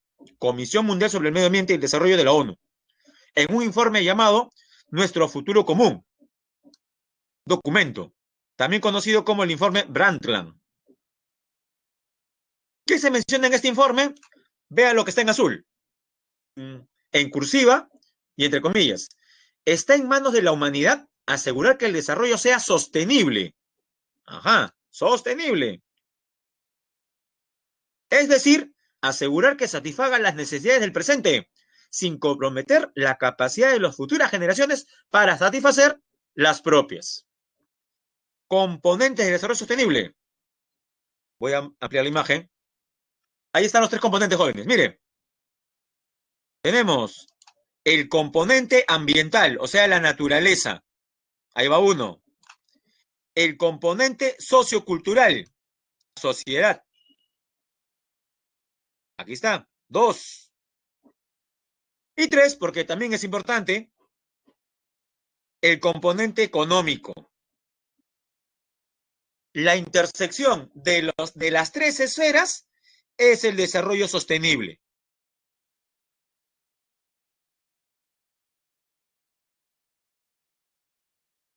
Creo que esta parte estaba sencilla. Evolución del término desarrollo sostenible, del concepto. Ya dijimos que aparece el concepto en una comisión del año 87. 5 años después, en la cumbre de la Tierra, también llamada Cumbre de Río, se aprobaron 3 acuerdos. Jóvenes, estamos en 1992, acabando el siglo XX. ¿Cómo habría que llamarle al informe, al plan, a la agenda con miras al siglo XXI? Es como decir, ¿no? Ya pues, en el siglo XX hemos hecho cosas malas, pero ya está acabando el siglo XX. Dentro de 8 años comienza un nuevo siglo. Y la idea es no cometer los mismos errores. Por tanto, tiene que haber un plan de acción. Escríbalo, porque yo sé que escribiéndolo podemos asegurar que lo ha entendido. ¿Cómo se llama este informe nacido de esta cumbre de Río? Con miras al siguiente siglo. Tiene varios, ¿no? El encabezado puede ser distinto. Algunos le llaman agenda, otros informe, pero el número sí no puede variar. ¿Cómo se llama la agenda o el informe?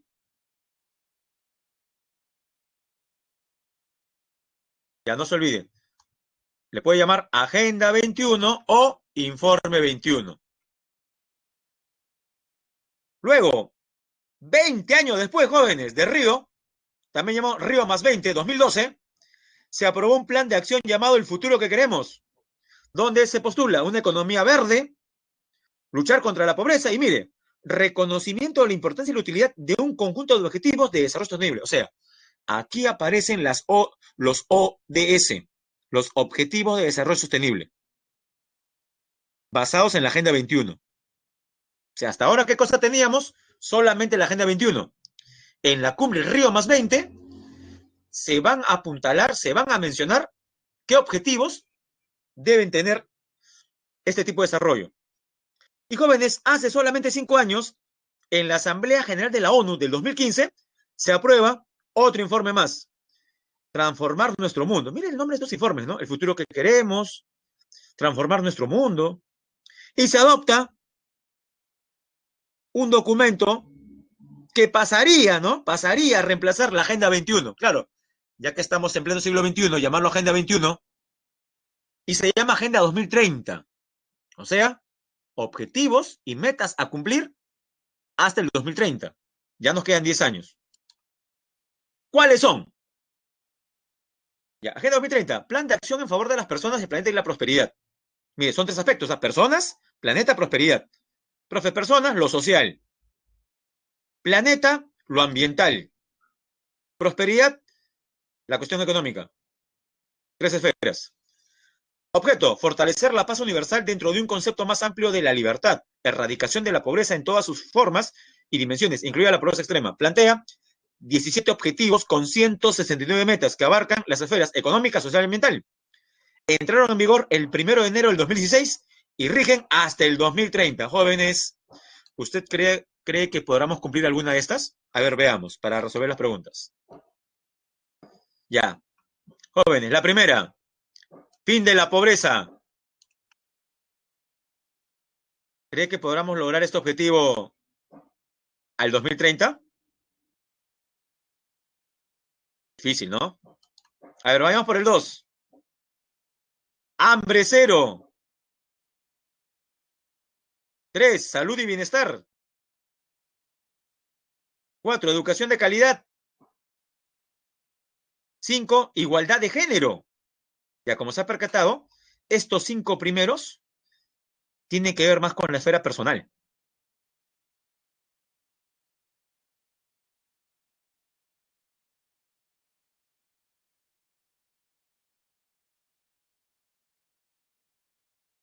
Luego, energía, 7, energía renovable.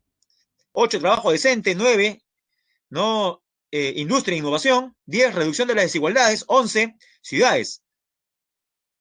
Estas 5 que vienen tienen que ver más con lo que los países y ciudades tienen que hacer, más colectivo. Y 6, agua limpia, protección y consumo responsables, vida, ecosistemas, vida submarina y acción por el clima tiene que ver más con la salud de los ecosistemas.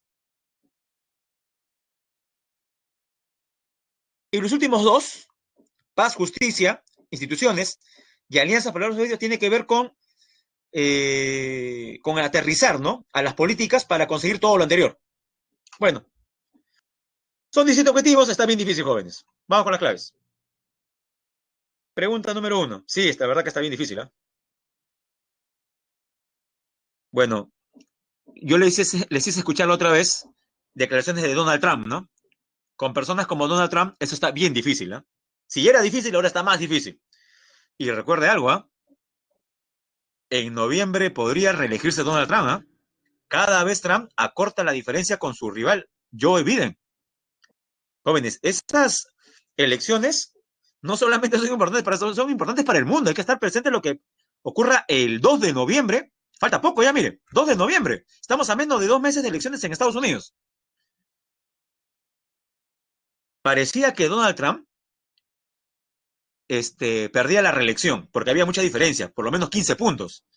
Usted revisa, jóvenes, y ahora usted en algunas encuestas ve que Trump está a solamente 7, 5 y hasta 2 puntos del rival Biden, ¿eh? Así que, bueno, podría ser reelegido. Perú y la Agenda 2030, jóvenes. 4 artículos tratan sobre ese tema. El artículo 66, acerca de recursos naturales renovables y no renovables. El 67, el Estado determina la política nacional del ambiente. El 68, el Estado está obligado a promover la conservación biológica de la diversidad biológica. Y el 69, el Estado promueve el desarrollo sostenible de la Amazonía con una legislación adecuada. Que así está presente el desarrollo sostenible y la Agenda 2030 en nuestra legislación. Es más, mire, bajo el liderazgo del CEPLAN, el Estado peruano ha iniciado la actualización para cumplir las metas y objetivos hacia el 2021.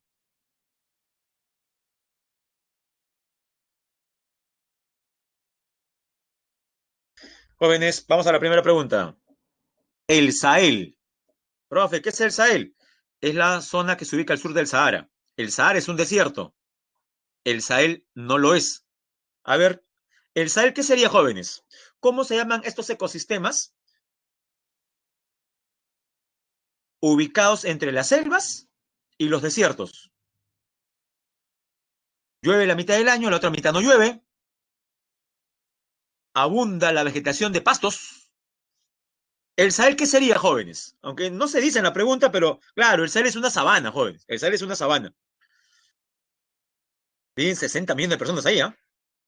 Ya, veamos. Uno, a mediados de año. Ah, usted era profe, no entiendo. ¿Qué es esto? Esto, jóvenes, es un climograma. Las barras azules representan las precipitaciones. Y la curva roja, la temperatura. De ahí usted se da cuenta de algo.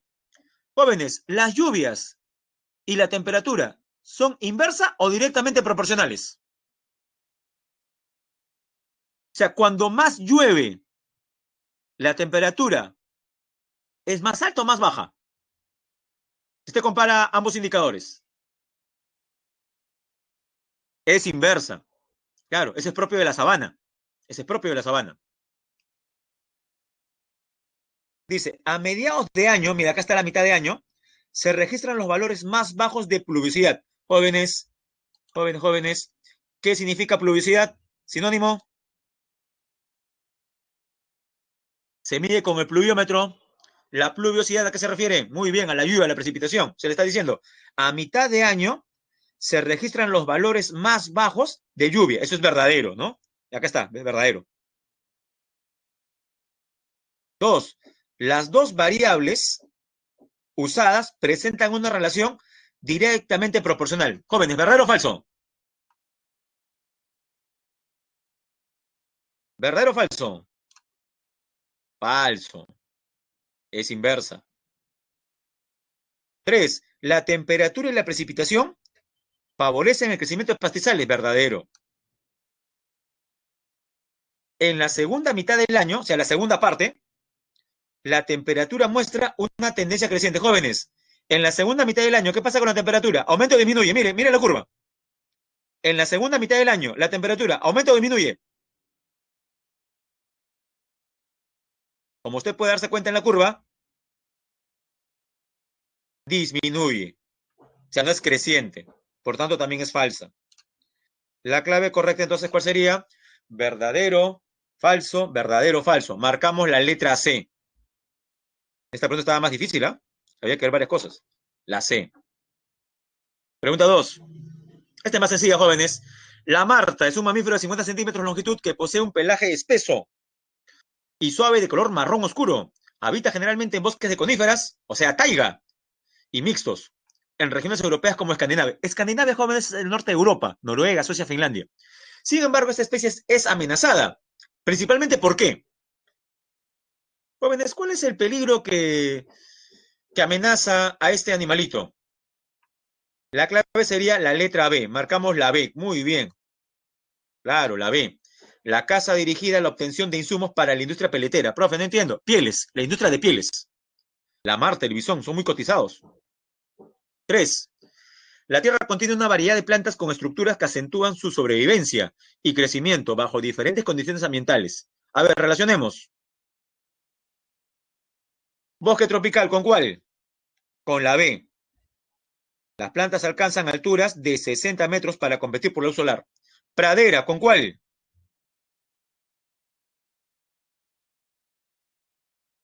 Con la D.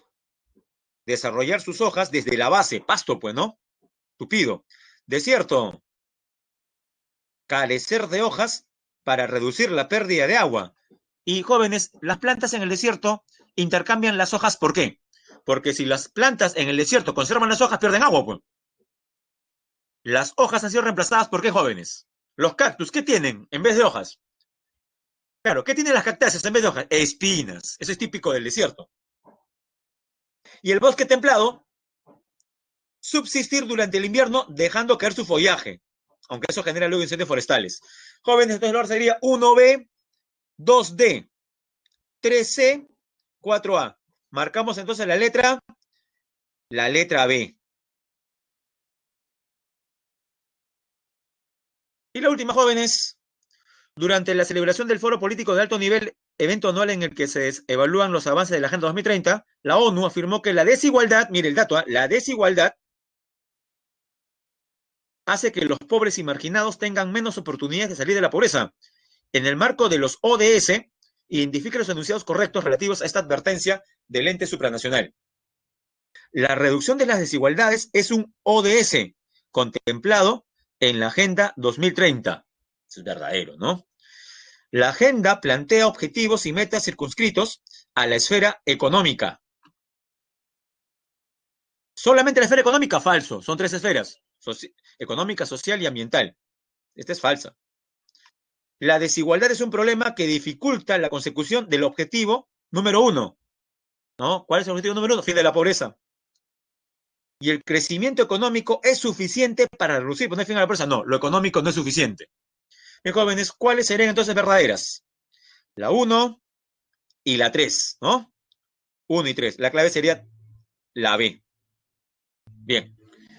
Bien, jóvenes, vamos ahora a subir la presentación de Cívica, que está sencillo y corto, jóvenes.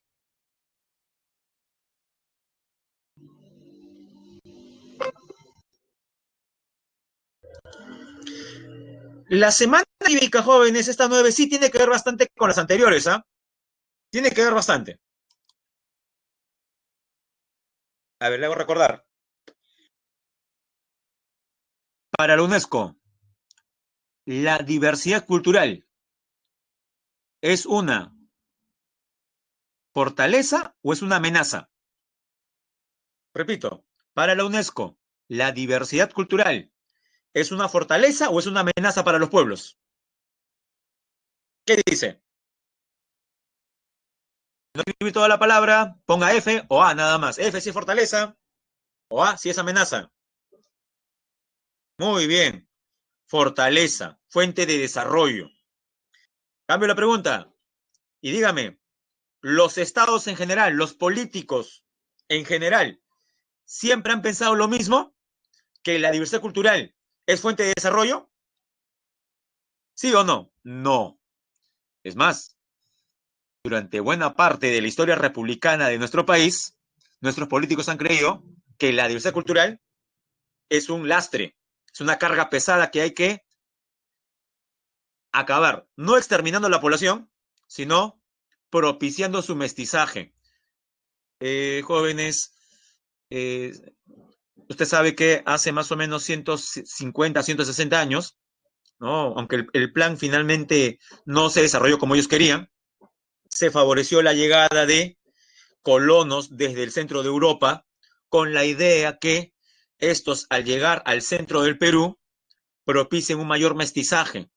Y dado que se creía en esos tiempos, y lastimosamente hay gente que todavía cree que hay razas superiores, razas inferiores, que éstas se mezclan, y la raza superior, correcto, en esta supuesta mezcla, le da a la raza inferior mayores genes, ¿no? Propiciadores de la inteligencia, mayor trabajo y cosas por el estilo. Jóvenes, eso es totalmente desfasado, totalmente desfasado. Era muy común pensar de esa manera hace más de 100 años. Lastimosamente todavía existe un grupo de personas que cree que la cuestión racial hace mejores o peores a las personas. Si no, jóvenes, vayamos pues al video que se viralizó de un joven en Magdalena que profiere insultos racistas a agentes del serenazgo de ese distrito. Que yo me imagino usted al ver eso ha sentido vergüenza ajena que alguien todavía en pleno siglo XXI se exprese de esa manera. Es lo que decía cuando vimos el tema de racismo, ¿no? Que es uno de los problemas que pone mayor riesgo nuestra convivencia democrática. Y no hay peor situación al respecto que naturalizarla, creer que es algo común o que es un orden natural de las cosas. Porque hay gente inclusive que hasta que defiende el racismo. Y una forma de defender el racismo, indirectamente, recuerde cuál es, negar que haya racismo. Debe haberse encontrado con gente que habla así. No, racismo no hay. Lo que dijo ese joven no es racismo. O lo que dijo la congresista acerca del ex primer ministro Ceballos, acerca de que por sus rasgos andinos, debería irse a Bolivia. En Bolivia se han molestado bastante por esas declaraciones, que claramente son racistas. ¿Ah? Y no hay nada también más racista que negar justamente ese tipo de manifestaciones. Pero bueno, tenía que decir estos jóvenes, dado que tiene que ver también con el tema, por supuesto. Vamos a ver el día de hoy, jóvenes, los aspectos que fundamentan nuestra peronidad. ¿Ya? Y de esa que le digo, uno de los aspectos que fundamenta nuestra peronidad es nuestra rica diversidad cultural. ¿Ya? Vamos a ver también el sentido de esta identidad, ¿no? A la cual pertenecemos y las costumbres y tradiciones. Diferenciar qué es costumbre y qué es tradición, porque a veces se usan como sinónimos. Comencemos. Primero, ¿qué es la peruanidad? Mira, tenemos en la parte superior una danza típica, niños bailando una danza típica, y en la parte inferior, bueno, producto del marketing que realiza nuestro Estado en diferentes tipos de medios y plataformas, el símbolo de la marca Perú, para hacernos conocidos. Peruanidad se refiere al sentimiento de identidad que vincula a los pueblos y los habitantes del Perú. ¿Ya? O sea, peruanidad es la identidad, correcto, que es la que sentimos las personas nacidas en este territorio.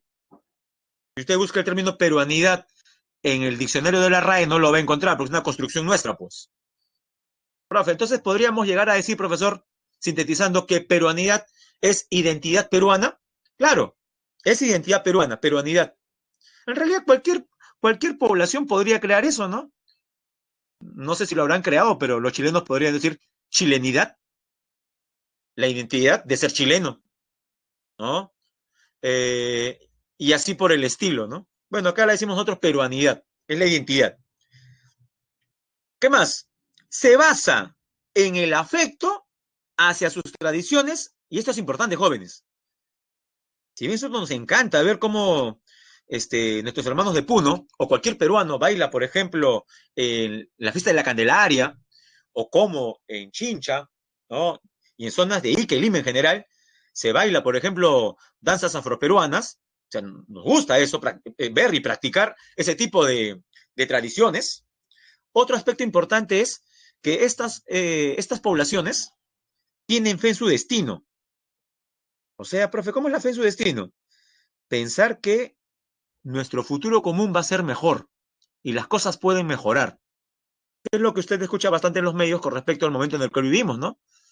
Todos los peruanos, ¿correcto? Sentimos y pensamos que estos tiempos malos que estamos viviendo los vamos a superar y que lo que queda el 2020 y ojalá todo el 2021 ya haya vacuna, que la activación económica se vaya dando, que la gente recupere sus trabajos, que volvamos, ¿no?, a cierta normalidad, entre comillas. Eso es fe en el futuro, fe en el destino en general.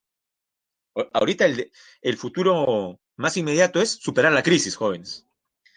En ella, en la peruanidad, se hallan las expresiones como la cultura y vivencias que construyen la idea de Perú. Pero jóvenes, ¿qué les parece si aterrizamos a ciertos aspectos que fundamentan nuestra peruanidad?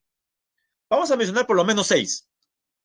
Primer aspecto que fundamenta, que solidifica nuestra peruanidad, cosa de las cuales nos debemos sentir orgullosos. 1. Revalorar la acción del hombre a través de, subrayo jóvenes, a través de la historia. Jóvenes, usted nace en este país, apenas un individuo nace en este país, ya es parte de esta historia común, con altibajos, es verdad, cosas buenas y cosas malas, pero es parte de nuestra historia.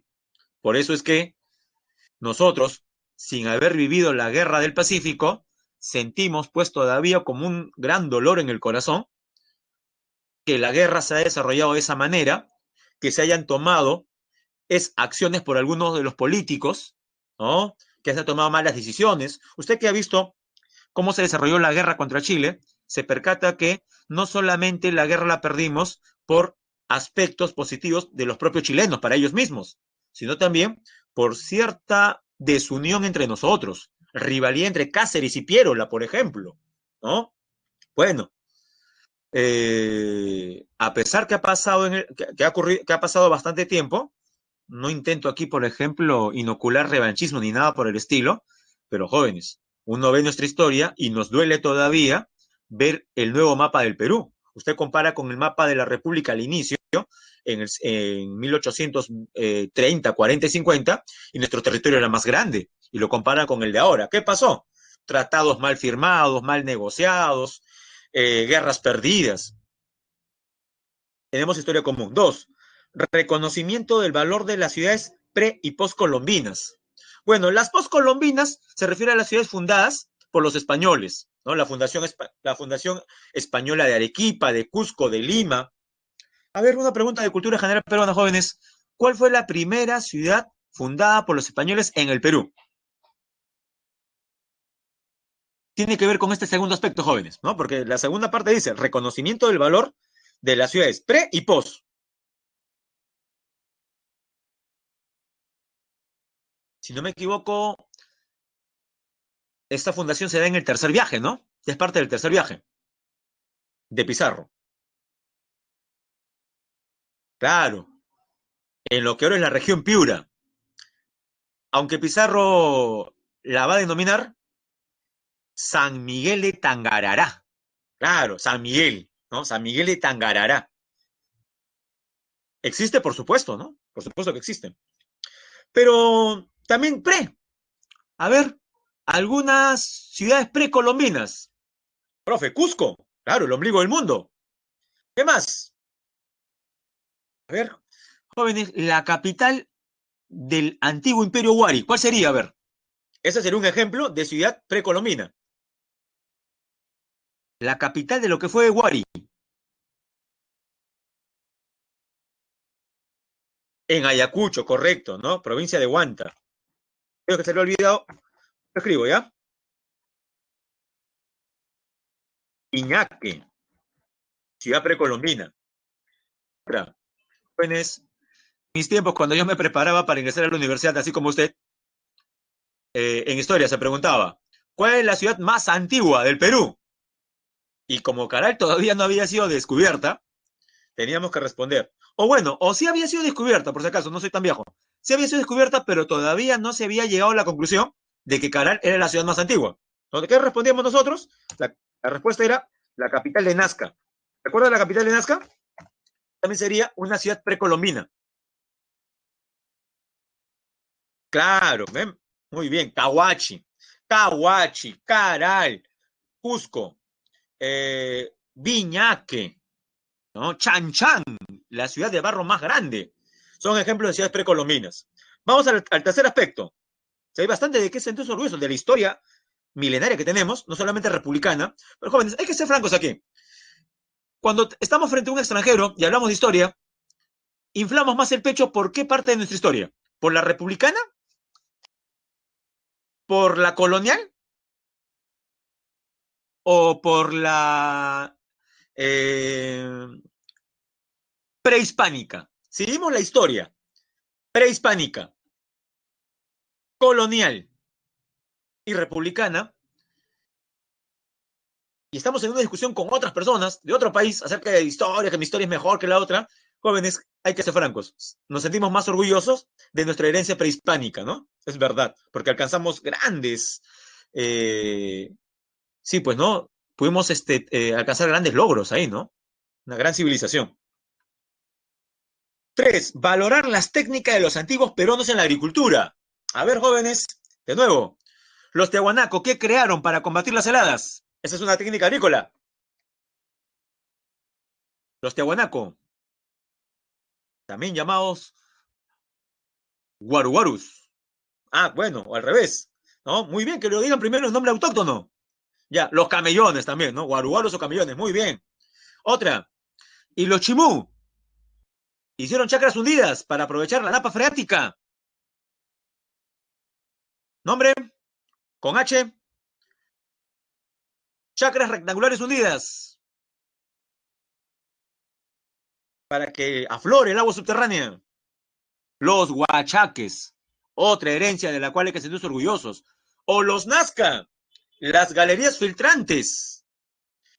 Profe, canales, acueductos, la andenería, jóvenes, la andenería viene desde Chavín. Tenemos un montón de técnicas agrícolas entonces, ¿ah? Sigamos. 4. Revalorar los idiomas, lo que vimos la semana pasada.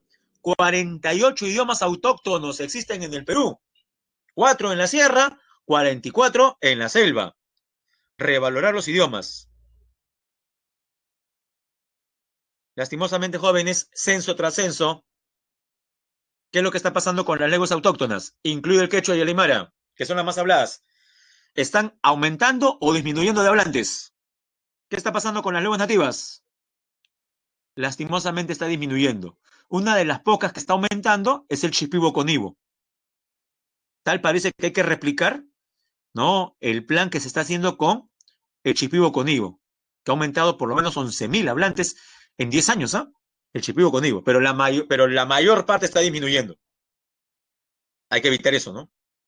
Valorar, practicar y difundir las manifestaciones folclóricas. Jóvenes, recuerden que si sigue disminuyendo, puede ocurrir lo que les mencioné la semana pasada, ¿no? Que finalmente quede solamente una persona hablando, como el caso del tachuiro. ¿Ah? El tachuiro es una lengua que solamente le habla una persona en Loreto, el señor Amadeo García y García, ¿no? Hasta el New York Times hizo un documental. Es raro encontrar a nivel mundial que hay una lengua que se habla solamente por una persona. 5. Valorar, practicar y difundir las manifestaciones folclóricas. Bueno, esto creo que los colegios ayudan bastante, ¿no? Usted debe haber sido parte de alguna comparsa, de alguna danza. Los negritos de Huánuco, ¿no? La danza de los chunchitos de la selva alta, la Candelaria, los caporales puneños. 6. Incorporar el concepto de la diablada, correcto también. El tondero, el negroide.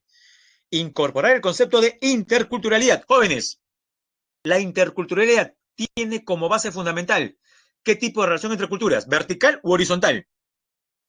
¿qué debe primar? Muy bien, también las chachas, muy bien, como danza. Jóvenes, ¿qué debe primar en la interculturalidad, en el trato entre culturas? ¿La verticalidad o la horizontalidad?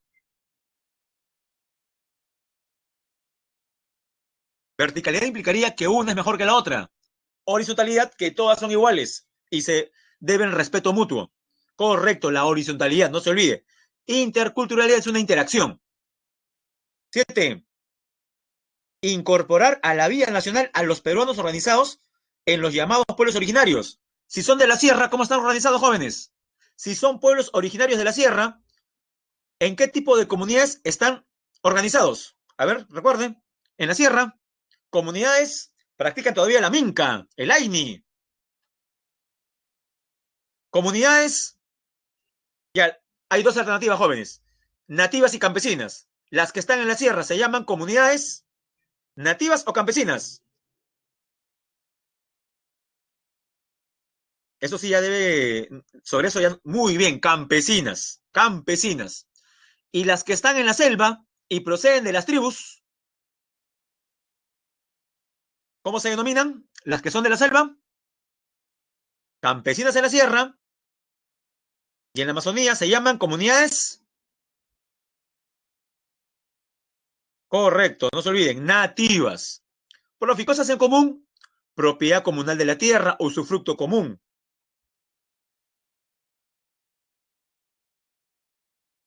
Sentido de pertenencia, jóvenes, sencillo, es una forma de adhesión a los rasgos distintivos de la cultura que implica una actitud consciente y comprometida con una determinada colectividad. O sea, no solamente es sentirse parte de un grupo, sino hacer las cosas para que este colectivo mejore en cuanto a nivel de vida, en cuanto a convivencia. Por la derecha tenemos, se produce cuando la persona siente que forma parte de algo más grande que ella y reconoce al resto de integrantes de su grupo como iguales, como hermanos, a los cuales hay que respetar.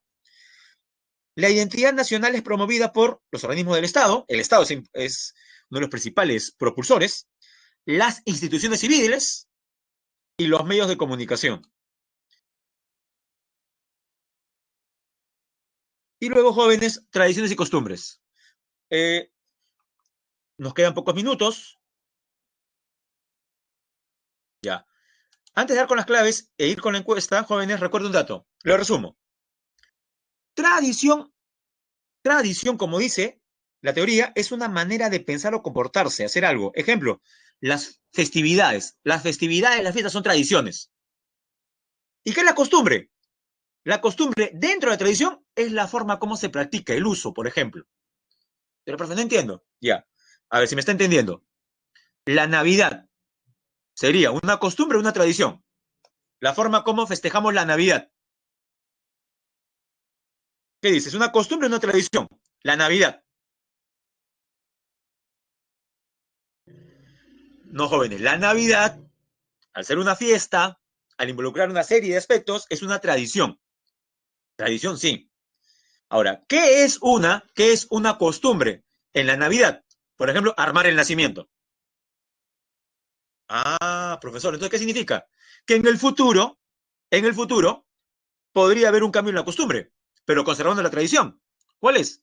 Que de repente acá a 20 años la costumbre sea no armar nacimientos, sino, bueno, reemplazarlo por otra cosa. Pero el hecho de que se cambie la costumbre no implica cambiar la tradición. La tradición es mucho más amplia. ¿Ya? La tradición es mucho más amplia. La costumbre es una práctica dentro de la tradición. Luego vamos a ver la diferencia con una pregunta del jalapato. Hay una fiesta llamada jalapato. Y jóvenes, antes de resolver la pregunta del jalapato, de repente alguno conoce qué es el jalapato. Sí, ya se imagina. Cuelgan un pato en un arco y un jinete corre a gran velocidad y tiene que despedazar al pato, jalarle. Terrible, ¿eh? Pero bueno, antes de explicar sobre eso, vamos a la encuesta, jóvenes. Nos quedan 2 minutos. A ver, ahí va.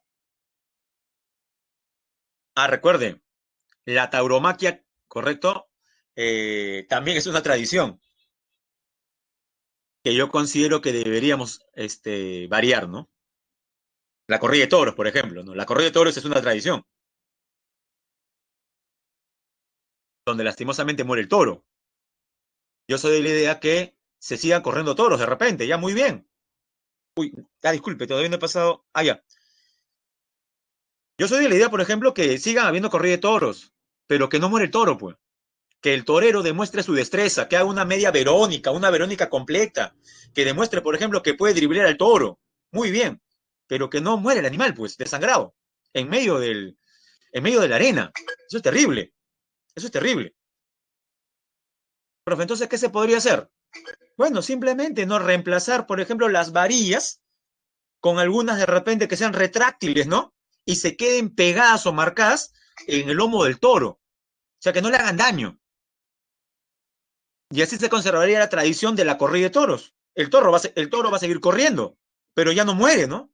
Bueno, yo soy de esa idea, no sé si usted la comparte. Porque la otra idea también radical, ¿cuál sería? Profesor, que no haya corrida de toros en general. Bueno, yo creo que hay que ir a pasos, ¿no? Pero tal parece que los defensores de la tauromaquia ni siquiera quieren hacer un cambio, ¿no? Ellos consideran que el toro tiene que morir, sí o sí.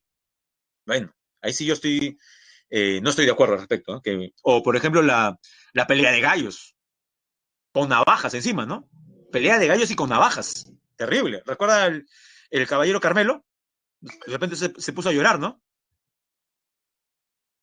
Cuando leyó el cuentito. Bien, jóvenes, ahora sí vamos a las preguntas. En su boletín, jóvenes, en su boletín, contra Giseco, ¿no? Claro, contra Giseco. Ahí están las festividades jóvenes, esto lo puede ver en su boletín, Costa, Sierra y Selva. Preguntas. Uno, Cintia es una estudiante que lleva a cabo una feria. Ella pretende iniciar la feria con una marinera norteña. Su compañera Violeta le dice que dicha expresión, la marinera, no expresa nuestra peruanidad, puesto que no fue practicada por los antiguos peruanos. Interesante, lo dice Violeta. O sea, para Violeta solamente debe ser el huayno o el huaylas. O sea, danzas oriundas. Porque dice que la marinera está contaminada por los españoles. ¿Es válida la descalificación realizada por Violeta? ¿Qué dice usted? Solamente debemos preservar las danzas netamente eh, practicadas antes de los españoles. No, recuerde que también somos mestizos. La clave sería la B, no porque se deben valorar también las expresiones del producto del mestizaje. No hay que ser muy radicales, jóvenes, ¿ah? Eso sería radicalismo ya. Dos, los aguajún desarrollaron durante siglos un conocimiento profundo sobre su entorno natural en la Amazonía peruana y en especial sobre la dinámica de los ecosistemas. A partir de lo mencionado se puede evidenciar, la clave sería la D, jóvenes, la contribución de los pueblos originarios en la conservación de la biodiversidad. Hay gente que cree que no hay nada que aprender de los aguajún, de los ayánicas o chipiboconeos. Hay mucho que aprender de ellos. Medicina natural, tratamiento de la naturaleza. Pregunta 3, sobre el jalapato que le decía. La festividad del jalapato es un ejemplo de las diferentes costumbres de nuestro país. ¿Verdadero o falso? El jalapato, la festividad del jalapato, ¿es costumbre o tradición? Es tradición. Sería falso entonces la primera. Dos, la violencia usada al decapitar al animal es válida por ser una tradición. Falso. No debe validarse la tradición. ¿No? No, es que es tradición, por eso matamos al animal, lo despedazamos. Tres, para mantener la tradición, las nuevas generaciones deben realizar sin cambios las mismas actividades, o sea, las mismas costumbres. Falso. Se pueden variar las costumbres y conservar la tradición. Y cuatro, sustituir el cuerpo del pato por uno de plástico sería un cambio en la costumbre. Verdadero. Eso sería aconsejable, ¿no? Aunque no creo que lo hagan. La clave sería, jóvenes, la letra D. Y la última, relacione. Jóvenes, Costa Sur. Ica, Festival de la Vendimia. Uy, ya. Selva Norte, Loreto, Carnaval y Juncha. Selva Central, de repente usted es del Valle del Mantaro. Señor de Muruguay, fiesta del Señor de Muruguay. Y Sierra Sur, Puno, la Candelaria, la mamacha, ¿no? La mamacha Candelaria. Muy bien, jóvenes. La clave sería entonces la letra C, como dice la mayoría, ¿no? La letra C. Bien, jóvenes, vamos a pasar la grabación.